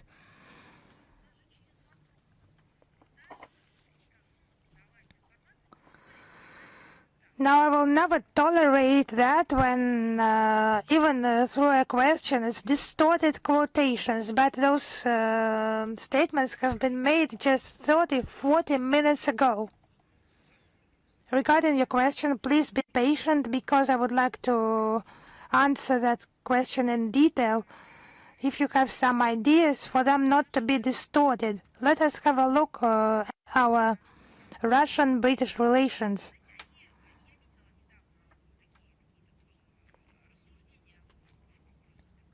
You know, I have recently seen some conclusions, some deliberations that are more like speculations that Russia is decreasing the level of those relations. They just have long been in a state of deep crisis. Political dialogue is frozen. There are no intergovernmental contacts. It's just purely technical, routine work via diplomatic channels.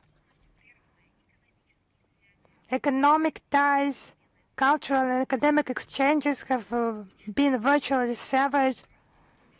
Ordinary person-to-person contact has been made difficult. There is also beastly Russophobic rhetoric by Britain and by its mass media. And the initiator of the situation is the British side, solely responsible.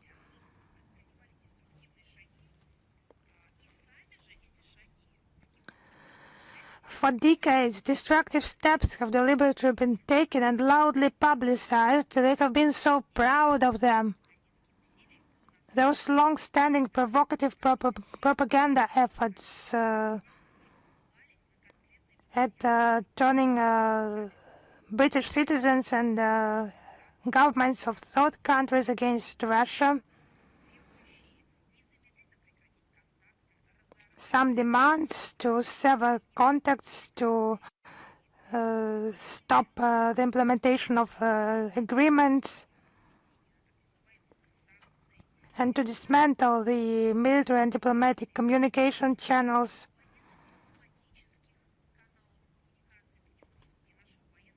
By expelling our military attaché on a fake pretext, the launch of a foreign influence registration scheme, which imposes a discriminatory regime of intensified control, all that accompanied by a destructive, cynical, inhumane policy that is just pursued at the cost of Ukrainian lives and the interest of British subjects. So we have just spoken about it openly and publicly.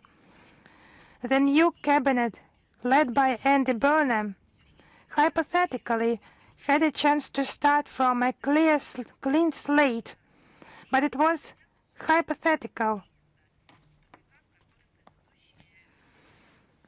Just to go away from that crisis, that impasse where his predecessors have ended in.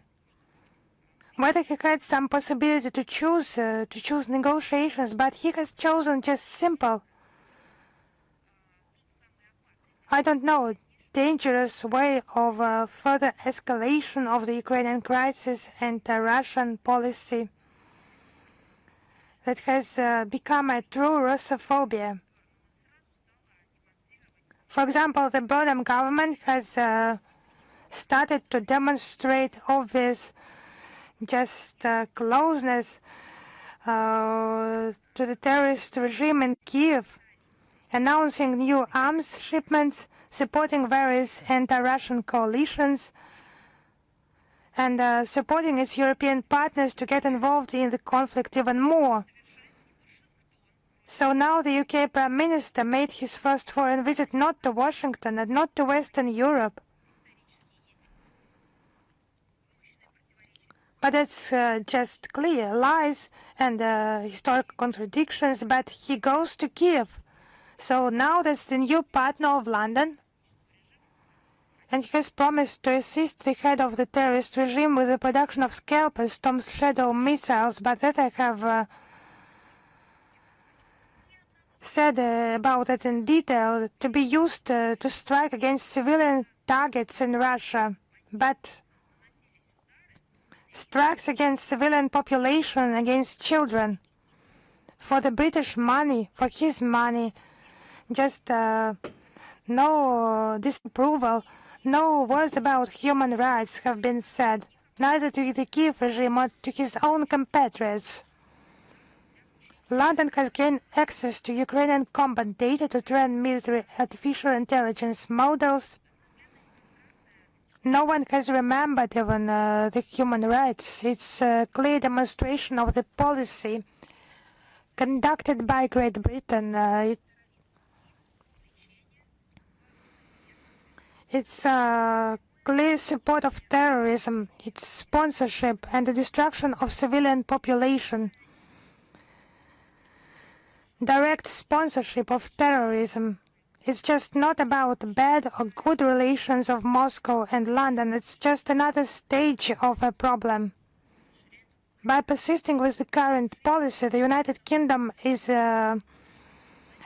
violating its international legal obligations and facilitating the proliferation of dangerous military technologies across the continent and the entire globe.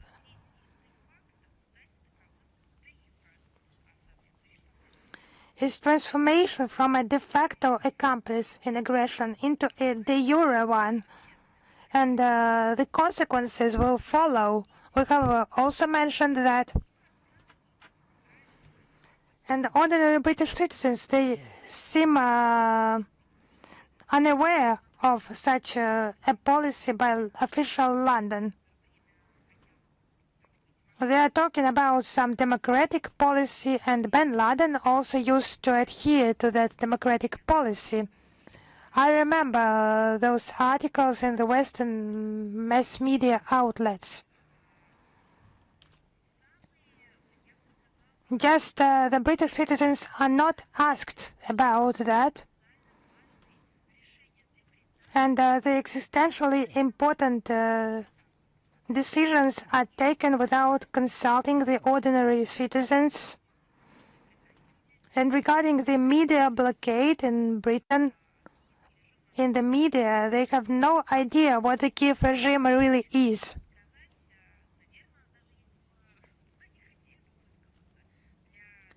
I would like to highlight once again, even if they had expressed some views for Downing Street, that would be of no importance at all. By being one of the oldest democracies, Britain has just lost all that, and Burnham had received some mandate for that escalation. And how he has been elected, how he came to power, there has been no mandate through a direct election for him.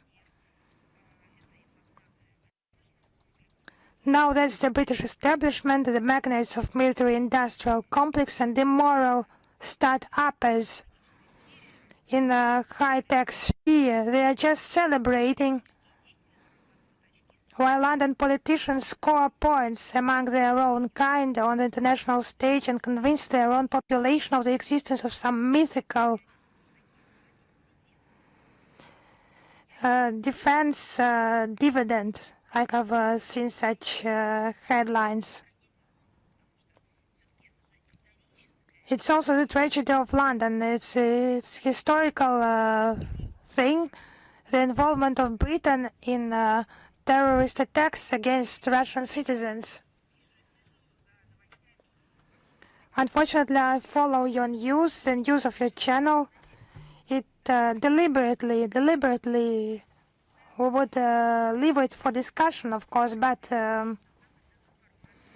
it creates a distorted picture of the events. It's disinformation, propaganda, but that's it. It's intimidation of the population in order to stick the image of an enemy to our country, saying that Russia is to attack soon, and keeping silent about Britain supporting technologies and weapons to the Kiev regime that commits terrorist attacks against citizens of our country. And the British mass media just collectively destroy the standards of independent journalism. They used to be proud of them, but now, in fact, they just abandon them. They do not doubt those unjustified statements by the authorities about the alleged Russian threat.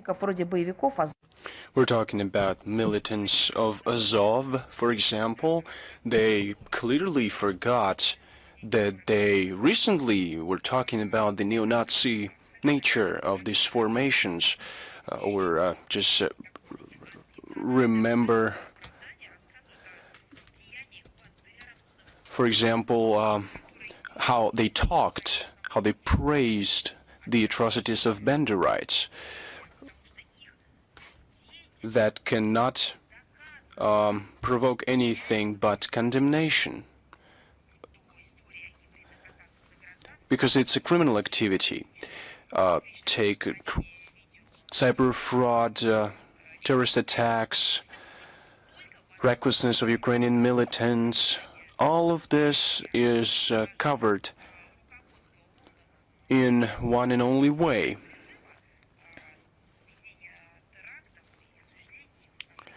This is the terrorist attacks against Russia, its citizens and infrastructure. They turn a blind eye on systematic and deliberate attacks, brutal attacks of the AFU against civilians. It's a good question that I can address to you. Do many British media outlets talk about an aerial attack on Lugansk in 2014, on grudge shelling of the market in Donetsk, on the attacks of Kharkov residents in 2022, on strikes using the Western arms on Belgorod in 2023, on the Sevastopol beach in 2024, where there were children, on citizens or residents of the Kursk region that were tortured in their own homes, other civilians that were killed by the AFU, tortured, that the Kursk residents were subjected to, on the recent tragedy in the town of Starobelsk. Have you commented on it in your reports? But you're talking about Bucha. Do you have a list of victims in Bucha?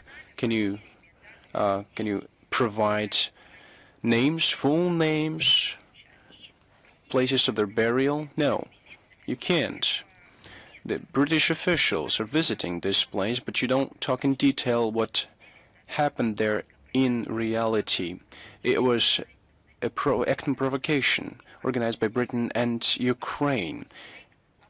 And these countries propagated the disinformation about Bucha because they wanted to disrupt the 2022 negotiations. And Boris Johnson, the then Prime Minister, reported on to Zelensky. They had this plan to disrupt any negotiation. Now they're implementing these plans. The most dangerous thing of this information campaign, this policy, is the fueling the situation with their reports justifying everything and everyone so that London can implement its plans on this track. So I just couldn't help but commenting on this.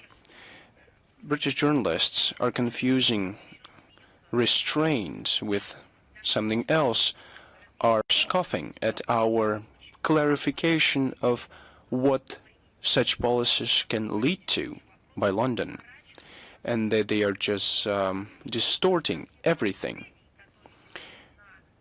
The supplies of weapons used in terrorist attacks against civilians, this is what a legitimate target is. And you're talking about the territory of Britain. You're saying it on air as we speak. I think it's quite enough.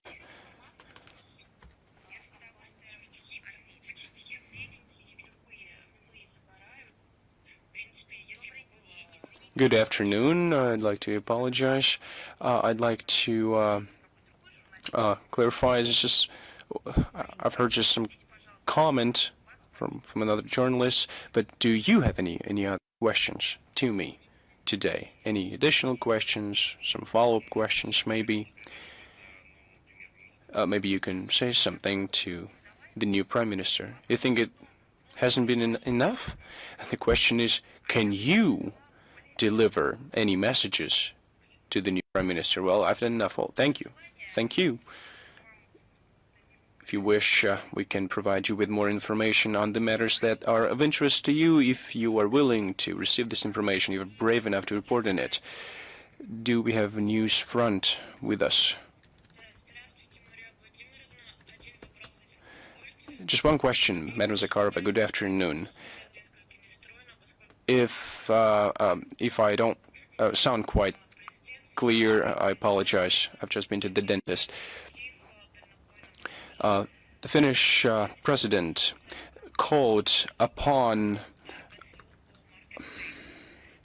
the Western countries to elevate the economic power.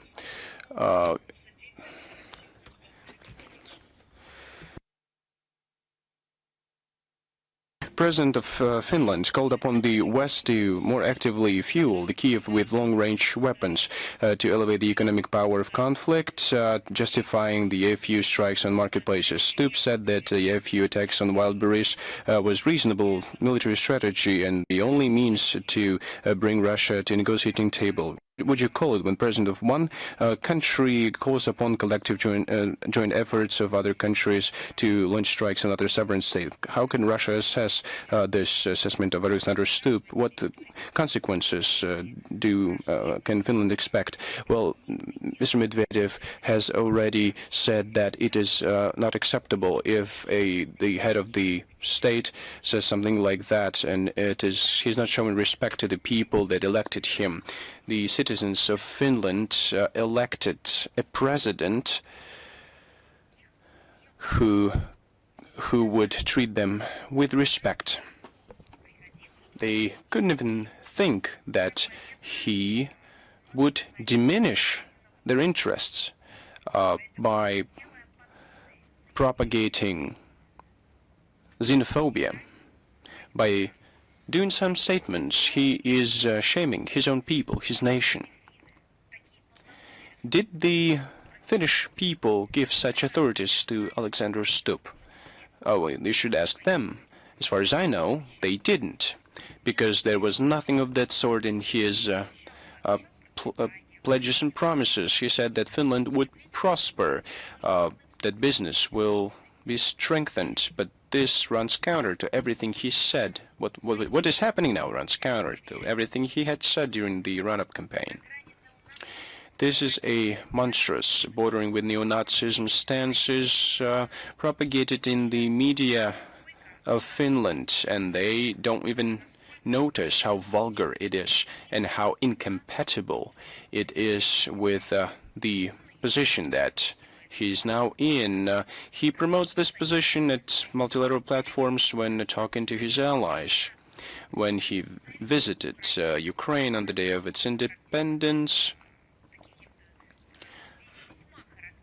there was one example, telling example that became the hallmark of Alexander Stubb.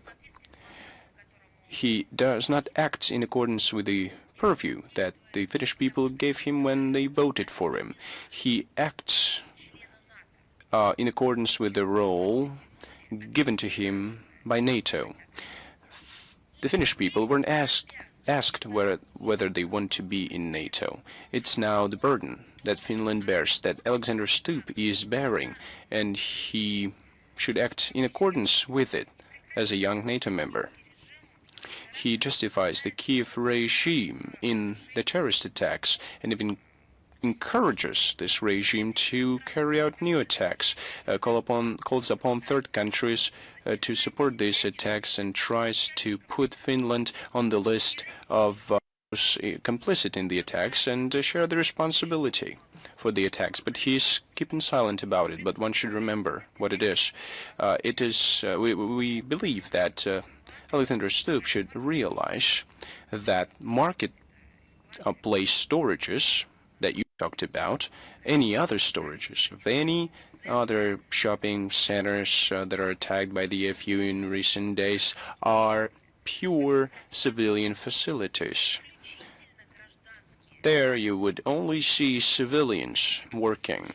Moreover, they are servicing millions of civilians. We're talking about consumers, producers of consumer goods, both in Russia and abroad. But he is describing these marketplaces as a military purpose objects, but if he understands that this is a purely civilian object and justifies its destructions, its infrastructure, and the people, he is, in this case, the terrorist himself. Dmitry Medvedev gave a good definition to it, and I'll add to it that there's no military competitive edge that can be gained through the destruction of marketplaces in Russia. We should also note that the statements of the Finnish president are aggressive, amoral. They justify and encourage terrorist attacks, and we see that weapons and ammunition are supplied to the Kiev regime. Since 2022, Finland has supported Kiev to the tune of 4.6 billion euros. Finland is participant of many coalitions of the willing. In 2024, Finland signed with Kiev a long-term agreement on cooperation in security and support. What kind of support is that? How is it implemented? Is it implemented when Russian citizens are killed? Maybe Alexander Stubb should talk to his voters. And there's also contradictory nature of the statements of Alexander Stubb with regard to our country. On the one hand, he calls upon restraint, isolating our country. On the other hand, and I directly quote him, it is important to establish the Russian-European dialogue at a certain stage down the road. This is outrageous. It causes bewilderment and nothing else when you listen to such statements. He is not genuine. He is hypocritic, and his train of thought is criminal. We closely monitor all unfriendly statements coming from Finland and other Russophobic stent, and no hostile act will be left without retribution, and we will respond in full accordance with our national interests. Russia will steadily and progressively achieve the goals within the framework of the special military operation. Thank you very much. Do we have Newsroo with us? Good afternoon, Madam Zakharova. We have a question about Prime Minister of Britain, Andy Burnham, who confirmed the transfer of technology for Scalp missiles during his visit to Kiev. He said that London intends to strengthen the anti-missile system of Ukraine and to help Kiev to produce its own missiles. How does the Foreign Ministry assess these statements? You know, I think that in the introductory speech and when I was responding to other questions, I commented in detail on the production of the Scalp missiles. The newly appointed Cabinet of Ministers, headed by Andy Burnham, deliberately chose to follow further escalation and being complicit in terrorist attacks. He understands clearly that the transfer of technologies will be used to produce weapons that the Ukrainian regime will use against civilian infrastructure citizens in Russia. And the Kiev regime will also hunt for children. They love it. They indulge in killing children of all ages, like vampires.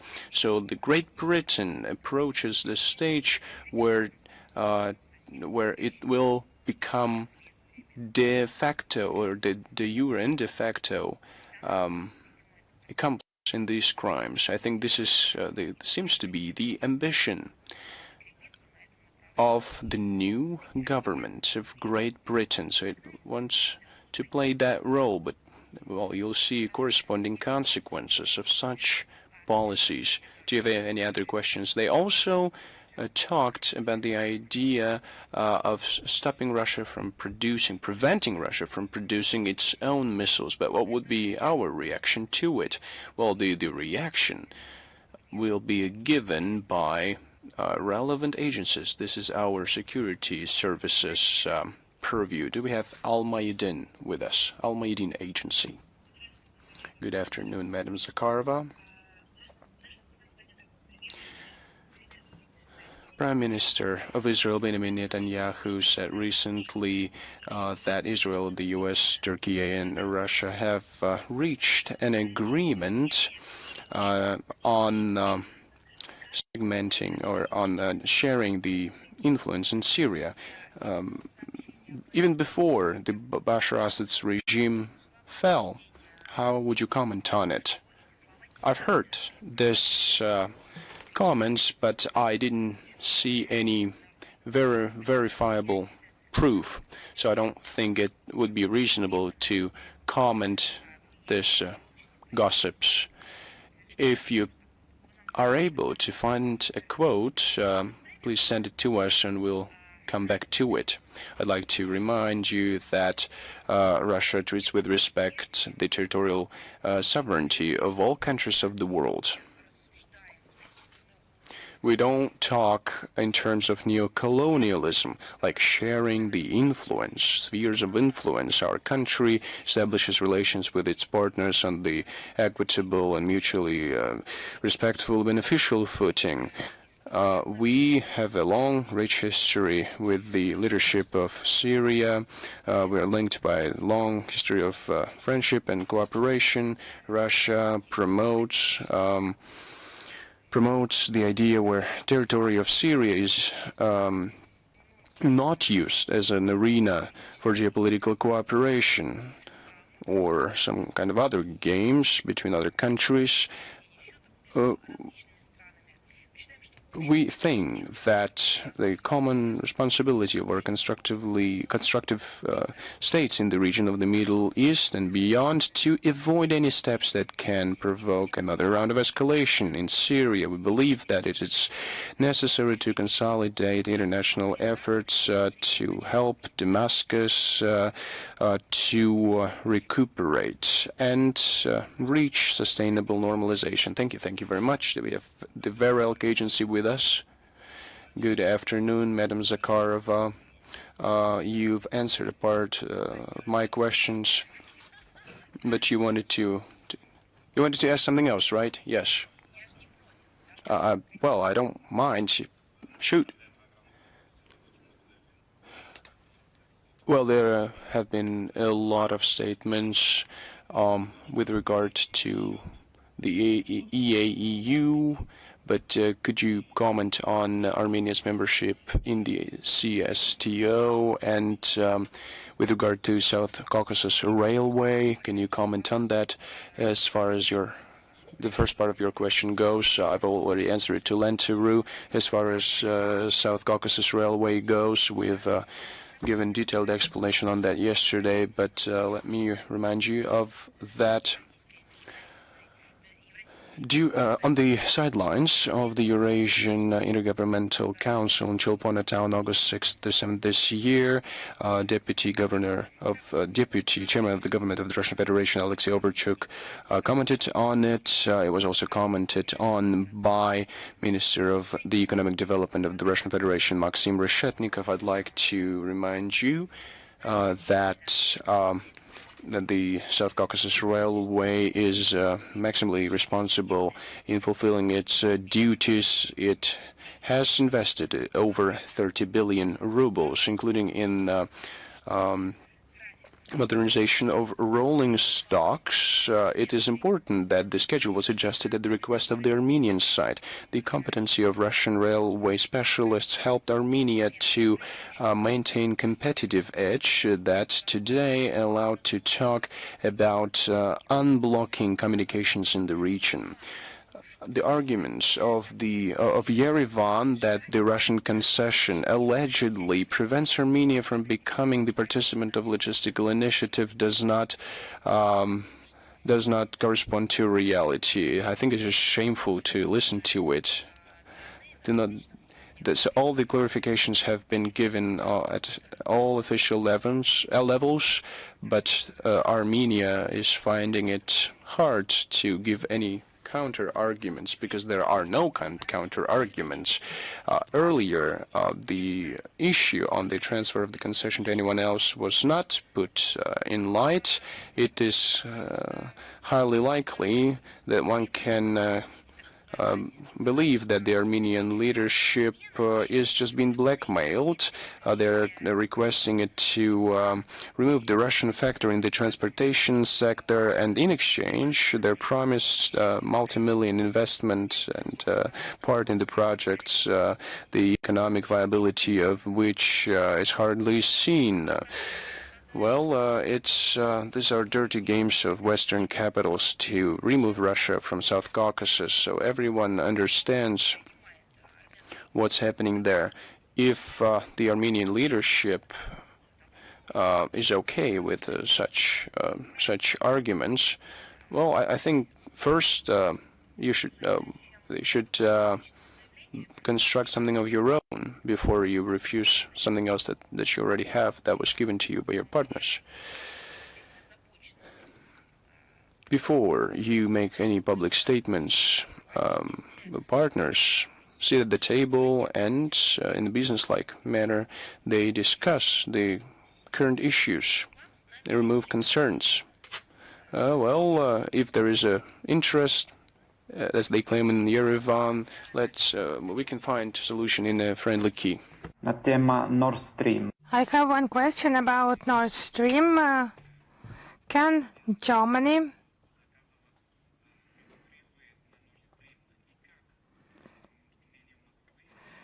identify those who have commissioned those attacks against Nord Stream, and how do you think should Europe react if there is proof of Ukraine's involvement?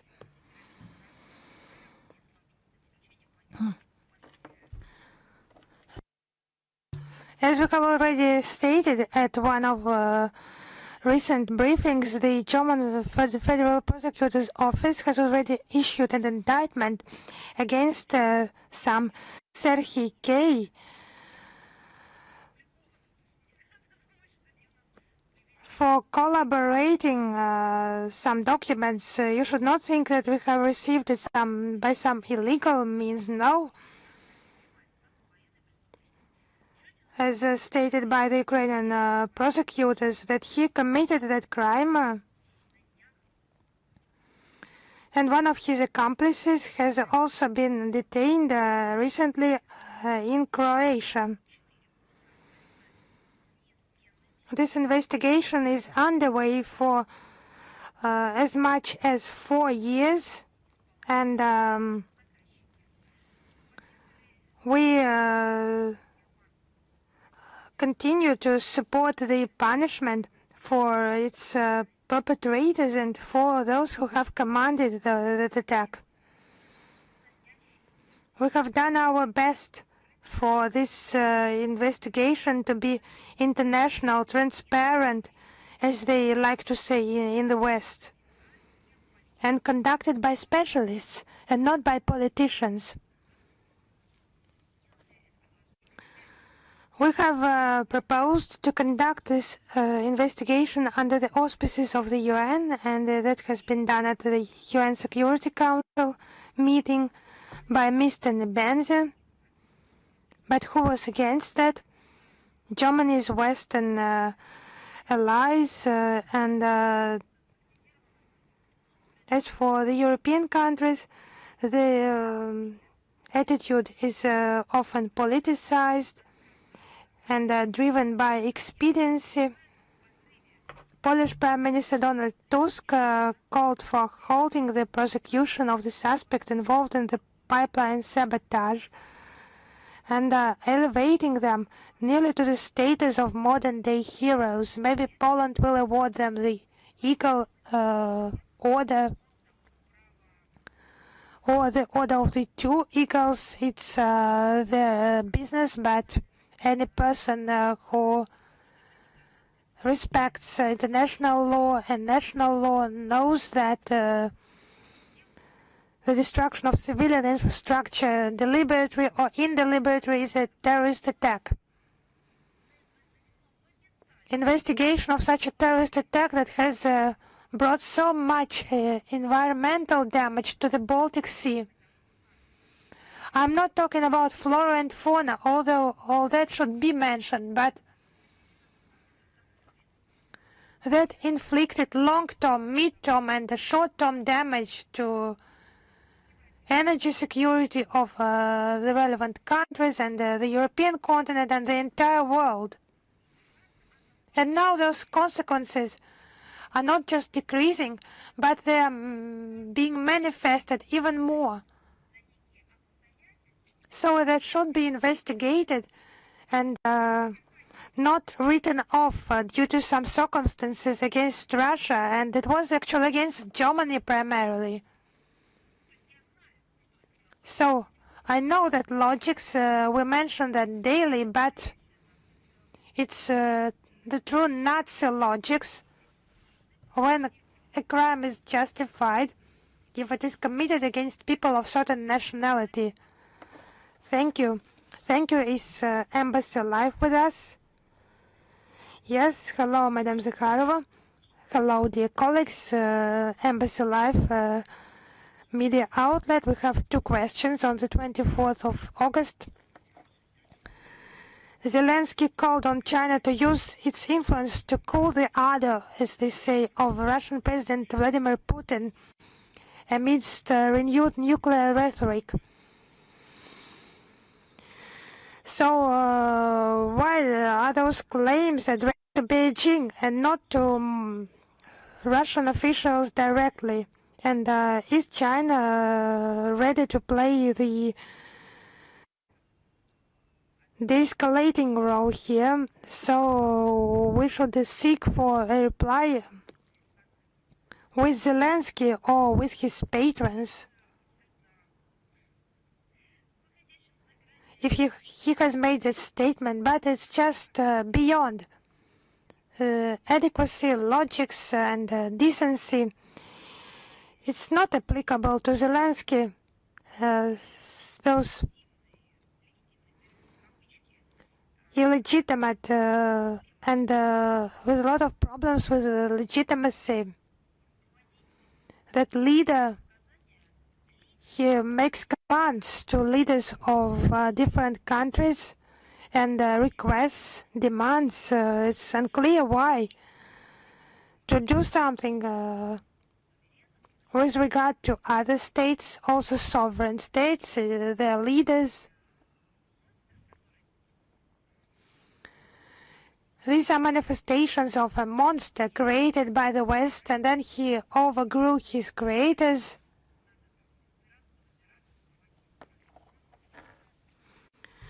Because the creators, they need to be elected, they need to hold elections, but he has cancelled elections for himself. It's one of the manifestations, the very nature of Zelensky, how he has been created by the West, how he now treats the West. It's the manifestation of a crisis of international relations, of the global system today, that is possible today. They used to create some terrorist beasts locally.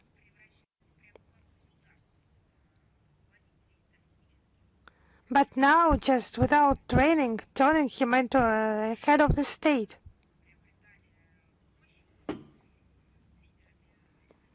Then gaining power and being the leaders of the international terrorist community, but now they aspired to turn the president of a state into international terrorist. Of course, it's something new in the approaches of the West and the crisis of the global system today.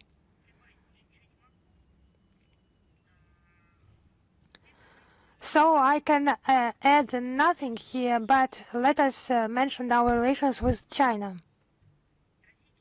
Russia and China have conducted, are conducting independent and global foreign policy. It's a rarity actually in today's world because it's based on a comprehensive approach. Moscow and Beijing do not form military political blocs similar to those created by the West, and our relations are not directed against third countries.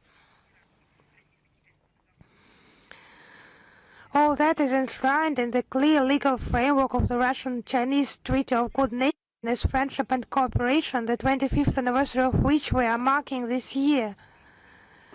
We do appreciate that Beijing maintains a balanced position regarding the events in Ukraine, has a clear understanding of the conflict's root causes,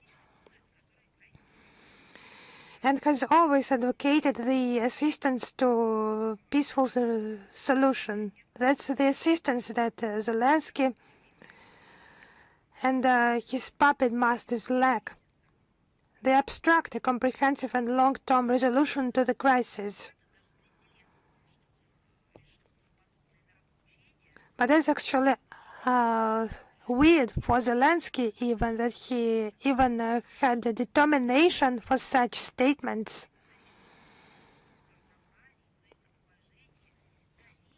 Relations being at the highest historical level and are based on equal treatment, and it is in contrast with this subordination of the Kiev junta to its Western curators.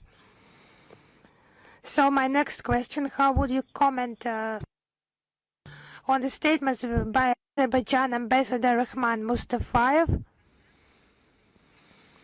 on the negative background surrounding Azerbaijan in the Russian media space?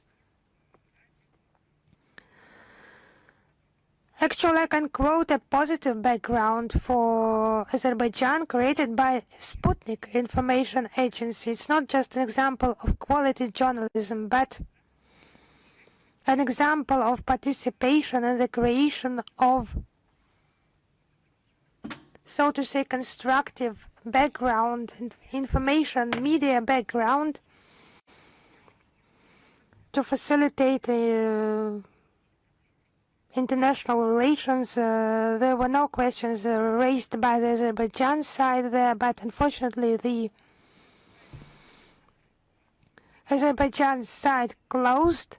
Actually, it's not correct to say they stopped the work of this media outlet on the territory of their country, but how they treated journalists, you know. Thank God they came back home after so much time of imprisonment. But I have quoted this example. The specific area has been created in the coverage. It was professional work aimed at facilitation of the development of bilateral relations. No questions there on the agenda. On the news and events held by that information agency, it was closed by the relevant forces in Baku. They voiced their own position there, with which we could not agree. So what can we say? We regularly transfer materials to the Azerbaijan side. Blogging sphere with anti-Russian materials, inconsistent with reality, and it's not criticism, not a point of view. It's just some madness under the guise of objectiveness. And Azerbaijan is aware of that. We have many consultations, many contacts. We raise those issues, we exchange the relevant materials, and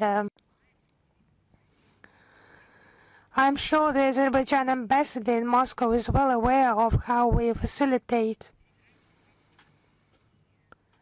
in those issues of lies, distortion of the facts, or unworthy materials with regard to the sovereign state, the state of Azerbaijan. But I would repeat once again, it was created, it used to work well, perfectly. That observer of information space, it was a constructive and dignified stance, but unfortunately it was closed. Thank you.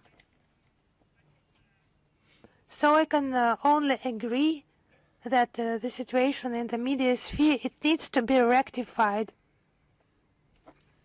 And we once again call upon the Azerbaijan side to discuss the problems accumulated, to find some ways to resolve them. We regularly do that. Some hot lines of the resolution of such issues, they have existed, and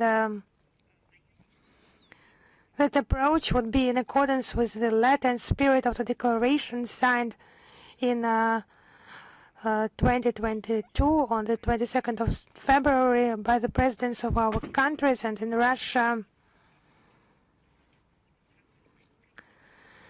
working constructively. Representatives of Azerbaijan media, STV, Real TV, Telegraph Agency, Azertaj,